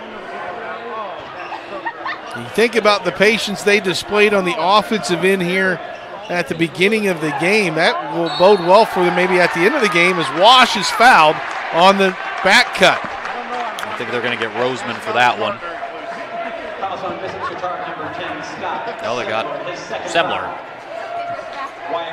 Wash to the free throw line. He's an 80% free throw shooter. 1 for 2 on the night. First free throw is good, and that puts him in double figures. Here's a look at that possession here. Finding Wash underneath there. Semler did get him with the body there. Second free throw is good. He now has 11. This is a must score here for Chatard. It's only a 5-point game, but the way this game has gone, I think this is a must score trip this time for Chatard. Davidson works as they work it around the perimeter. Guy directs a little traffic. Over to Semler, flat, gets in the passing lane and tried to convince the official, but to no avail. It'll stay here with Bishop Chatard. See Flat starting to get very aggressive defensively as well as his offensive production. Roseman with the basketball over to Semler. Davidson cut off nicely by the help defense. Semler drives to McAllister, creating for others. Scotty Semler, as Wade McAllister gets another field goal. He now has 7. And a great eye there by Semler to find McAllister underneath the basket. A big basket for Chatard. Here come the Warriors. Flat, up and under, no good. Rebound by Semler. No call on the contact on the block. Guy drives, spins to McAllister, and Flat with the steal. 3-on-1 opportunity. Fakes the pass, goes up, and he'll draw the foul on Semler and will earn a trip to the free throw line.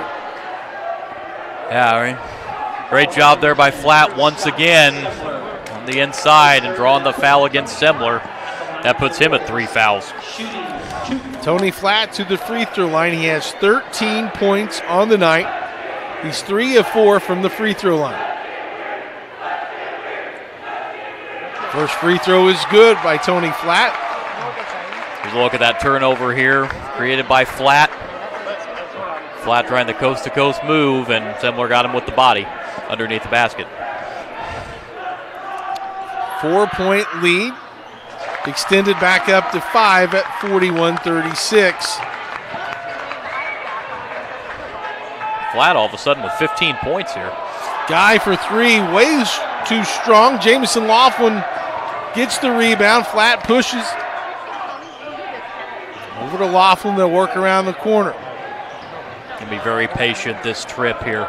Isaac Niemeyer is in the game for the Warriors. Flat on the drive, cut off by Davidson. Laughlin parts the Red Seas and scores. Jamison Laughlin, his first field goal. He now has 3 points, and there is a timeout on the court. It's a full timeout. We'll take it with him. Covenant up 43-36.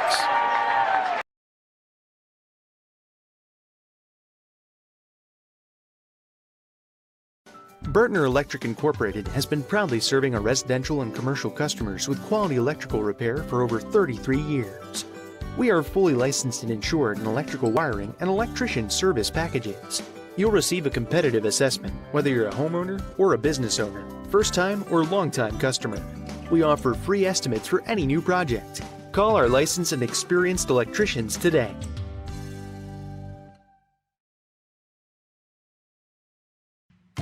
Can't make it to the game? We've got your back. Just go to www.IndianaSRN.org and tune in to all of the live action, or go to our on-demand service and relive your favorite moments.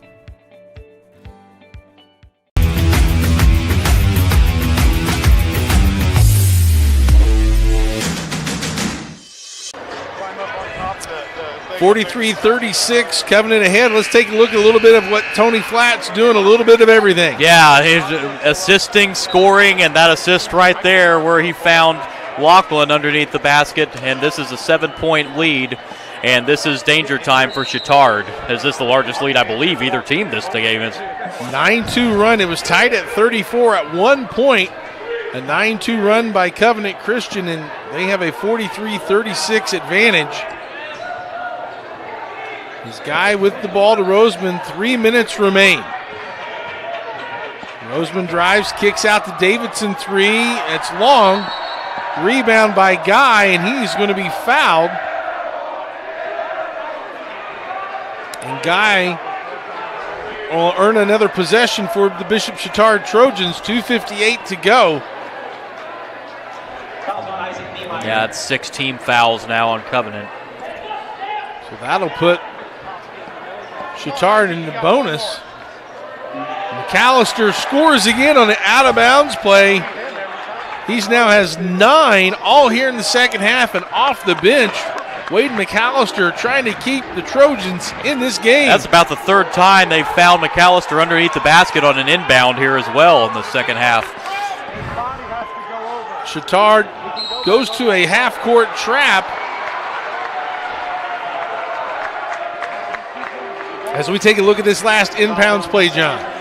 Yeah, here it is. McAllister getting loose underneath the basket, and a kudos for finding him once again, making it a 5-point game. Covenant Christian heading to the line here. Switching defense, you do that little reverse seal and put that man that's been guarding the other player on your back. You're going to be wide open, and McAllister did a good job of that. Meanwhile, Flatt drills that free throw. He's made 3 free throws in a row. And he's the one that, if you're Covenant Christian, you want the ball in his hands to make the decisions to shoot or pass. Yeah, Tony Flatt has been the offensive, yes. Let him, as you said, let him make the decisions.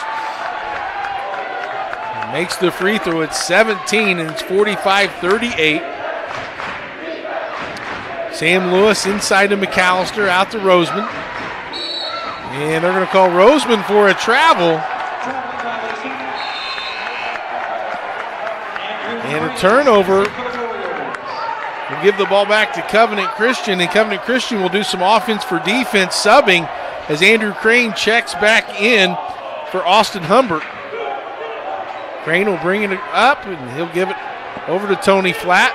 I think Covenant Christian will be very, very content, being very, very patient on the offensive end. Crane with the basketball. And over to Ware, thought about a 3. 2 minutes, and John, as you mentioned, we'll look for them to run some clock here and just be patient. Yeah, I know Ware wanted to take that 3, but they'll time and score. The clock is your friend. Crane, back out. Ware will shoot a 3, off the rim short, and it'll go off the Trojan defense, and it'll stay with Covington Christian. That's tough break there for Chatard. You get the defensive stop, but unable to corral the rebound, and it's going to be a second possession here for Covenant. Now you got to think about maybe possibly trying to start fouling to extend this game. Wash with it out of bounds, drives, scoop shot, no good. McAllister with the rebound, and he's going to be fouled. Yeah, it's a bit of a frustration foul there for Wash, missing that layup, and then over the back there on the rebound attempt. Wade McAllister to the free throw line, where he's 1 for 2. He's got 9 points. And they needed his size and athleticism in the paint. McAllister eyes the first one. Off the back of the rim, no, and it's taken out of there by Andrew Crane. And here comes Tony Flatt. Flatt drives, and he took a pretty good pop there.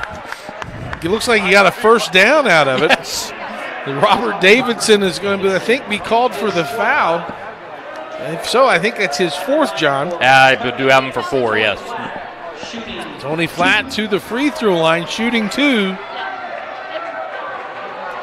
Flatt 7 for 9 at the free throw line, is that correct? 7 for 9. That one's a little too strong. If you're Chatard, you got to start pushing the pace. 90 seconds left. You're not out of it. It's a 3-possession game, but you don't have to settle for the 3. Attack the basket. You're going to go to the free throw line yourself on the common foul. So we'll see what Coach Roseman wants to do with his squad. Flatt makes the second free throw. He now has 18. Yeah, I was just getting ready to say, you don't want to force anything on the offensive end. Lewis hands it off to Guy. Over to McAllister. Drives. A nice defensive play by Austin Humpert. Behind the back to Flatt, and it's good! And 1! Wow. Jamison Laughlin on the recipient of the behind-the-back dime. Let's take another look. One of the best assists you'll see all year. Flatt to Laughlin. Wow. Matthew Stein, Eric Eaton on our crew doing it work. Gentlemen, nice job of capturing that on instant replay. And 1 for Jamison Laughlin, who now has 6. And it's a 46-38 lead. 3 on the way by Roseman is short. Laughlin gets the carom, and there's a minute left. Somebody needs to call Sports Center and make sure they have that on top 10. Nice play. Flatt with the ball. And there's going to be a 30-second timeout called by Covenant Christian. And we want to let you know that we suggest you contact Jack Cherry Insurance Agency for all your insurance agency needs. Whether it's family, car, business at home, it's an insurance company to serve you. Contact them today at 317-894-7000. That's Jack Cherry Insurance Agency. What a play in transition by Tony Flatt. Here's a look at it one more time on the fast break. Flatt just behind the back. That was just phenomenal. Didn't even give Roseman an opportunity. Kept his eyes straight, so Roseman didn't know who was behind him. Sold the fake behind the back, right on target, and 1. And a 49-38 advantage for Covenant Christian with under 52 seconds. If you're Covenant and you're Coach Flatt now, John, what are you telling your team in that huddle? Well, obviously, if you're a Covenant Christian, you want to just make them foul you. You know, don't force anything. You really don't even need to think about shooting the ball at all. Just make them foul you because you know Chatard's going to come after you on a foul. And just protect the ball, though. Protect the ball. Don't make a wild turnover on an inbounds or something. And if you're Bishop Chatard, you can't let a lot of time slip by.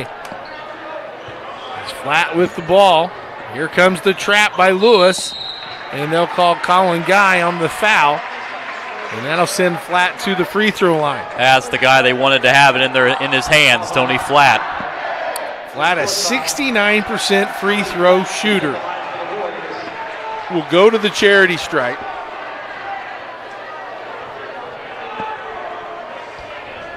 First free throw is up and good. Offense for defense substitutions for the Warriors. And Flatt, the second free throw is in as well. He now has 20. And it's a 51-38 advantage. Guy drives out to Davidson to Simler. Simler spin move down the lane. Jump stop pull up is off the back iron. No. Ware with the rebound to Flatt. 28 seconds remain. Flatt will dribble it up. Over to Wash.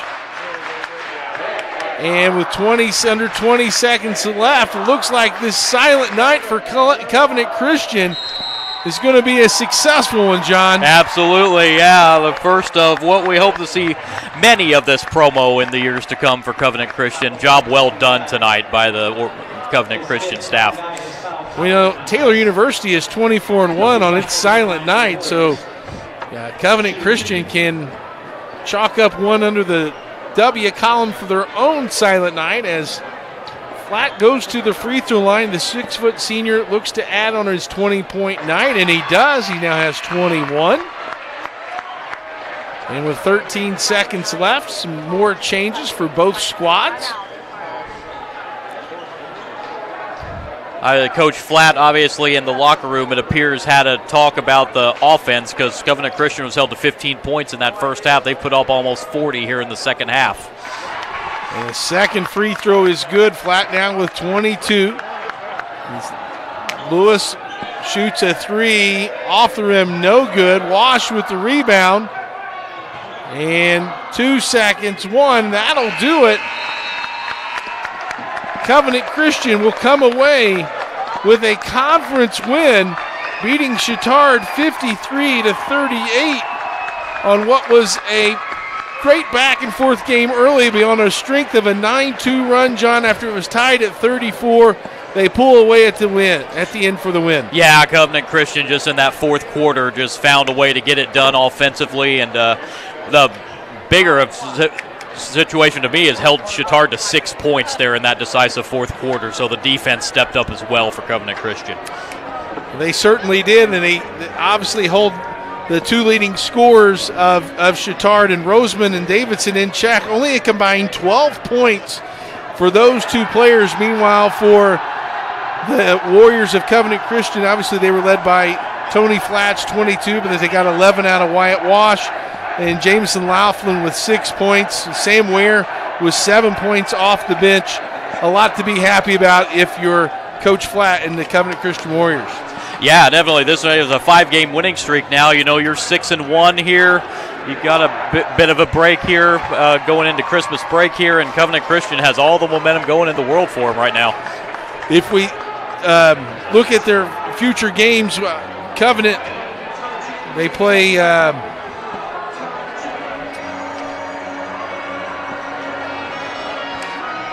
As we look at Covenant Christian, Tony Flatt, the main guy tonight with 22 points, both offense, defense, and in the passing game. Yeah, we're going to show a couple of highlights here. That beautiful behind-the-back pass. That's going to be talked about, I think, for a while to Laughlin. There for Tony Flatt, getting it done all ways as well tonight.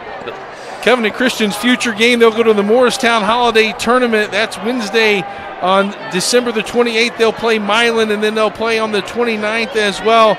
As far as Chatard, they will play on the 19th on Monday against Shortridge, and then on Wednesday the 21st against Indianapolis, Washington. And don't forget Christmas songs, John, on IndianaSRN.org, 24/7, no commercials, Christmas music to take you through that holiday shopping.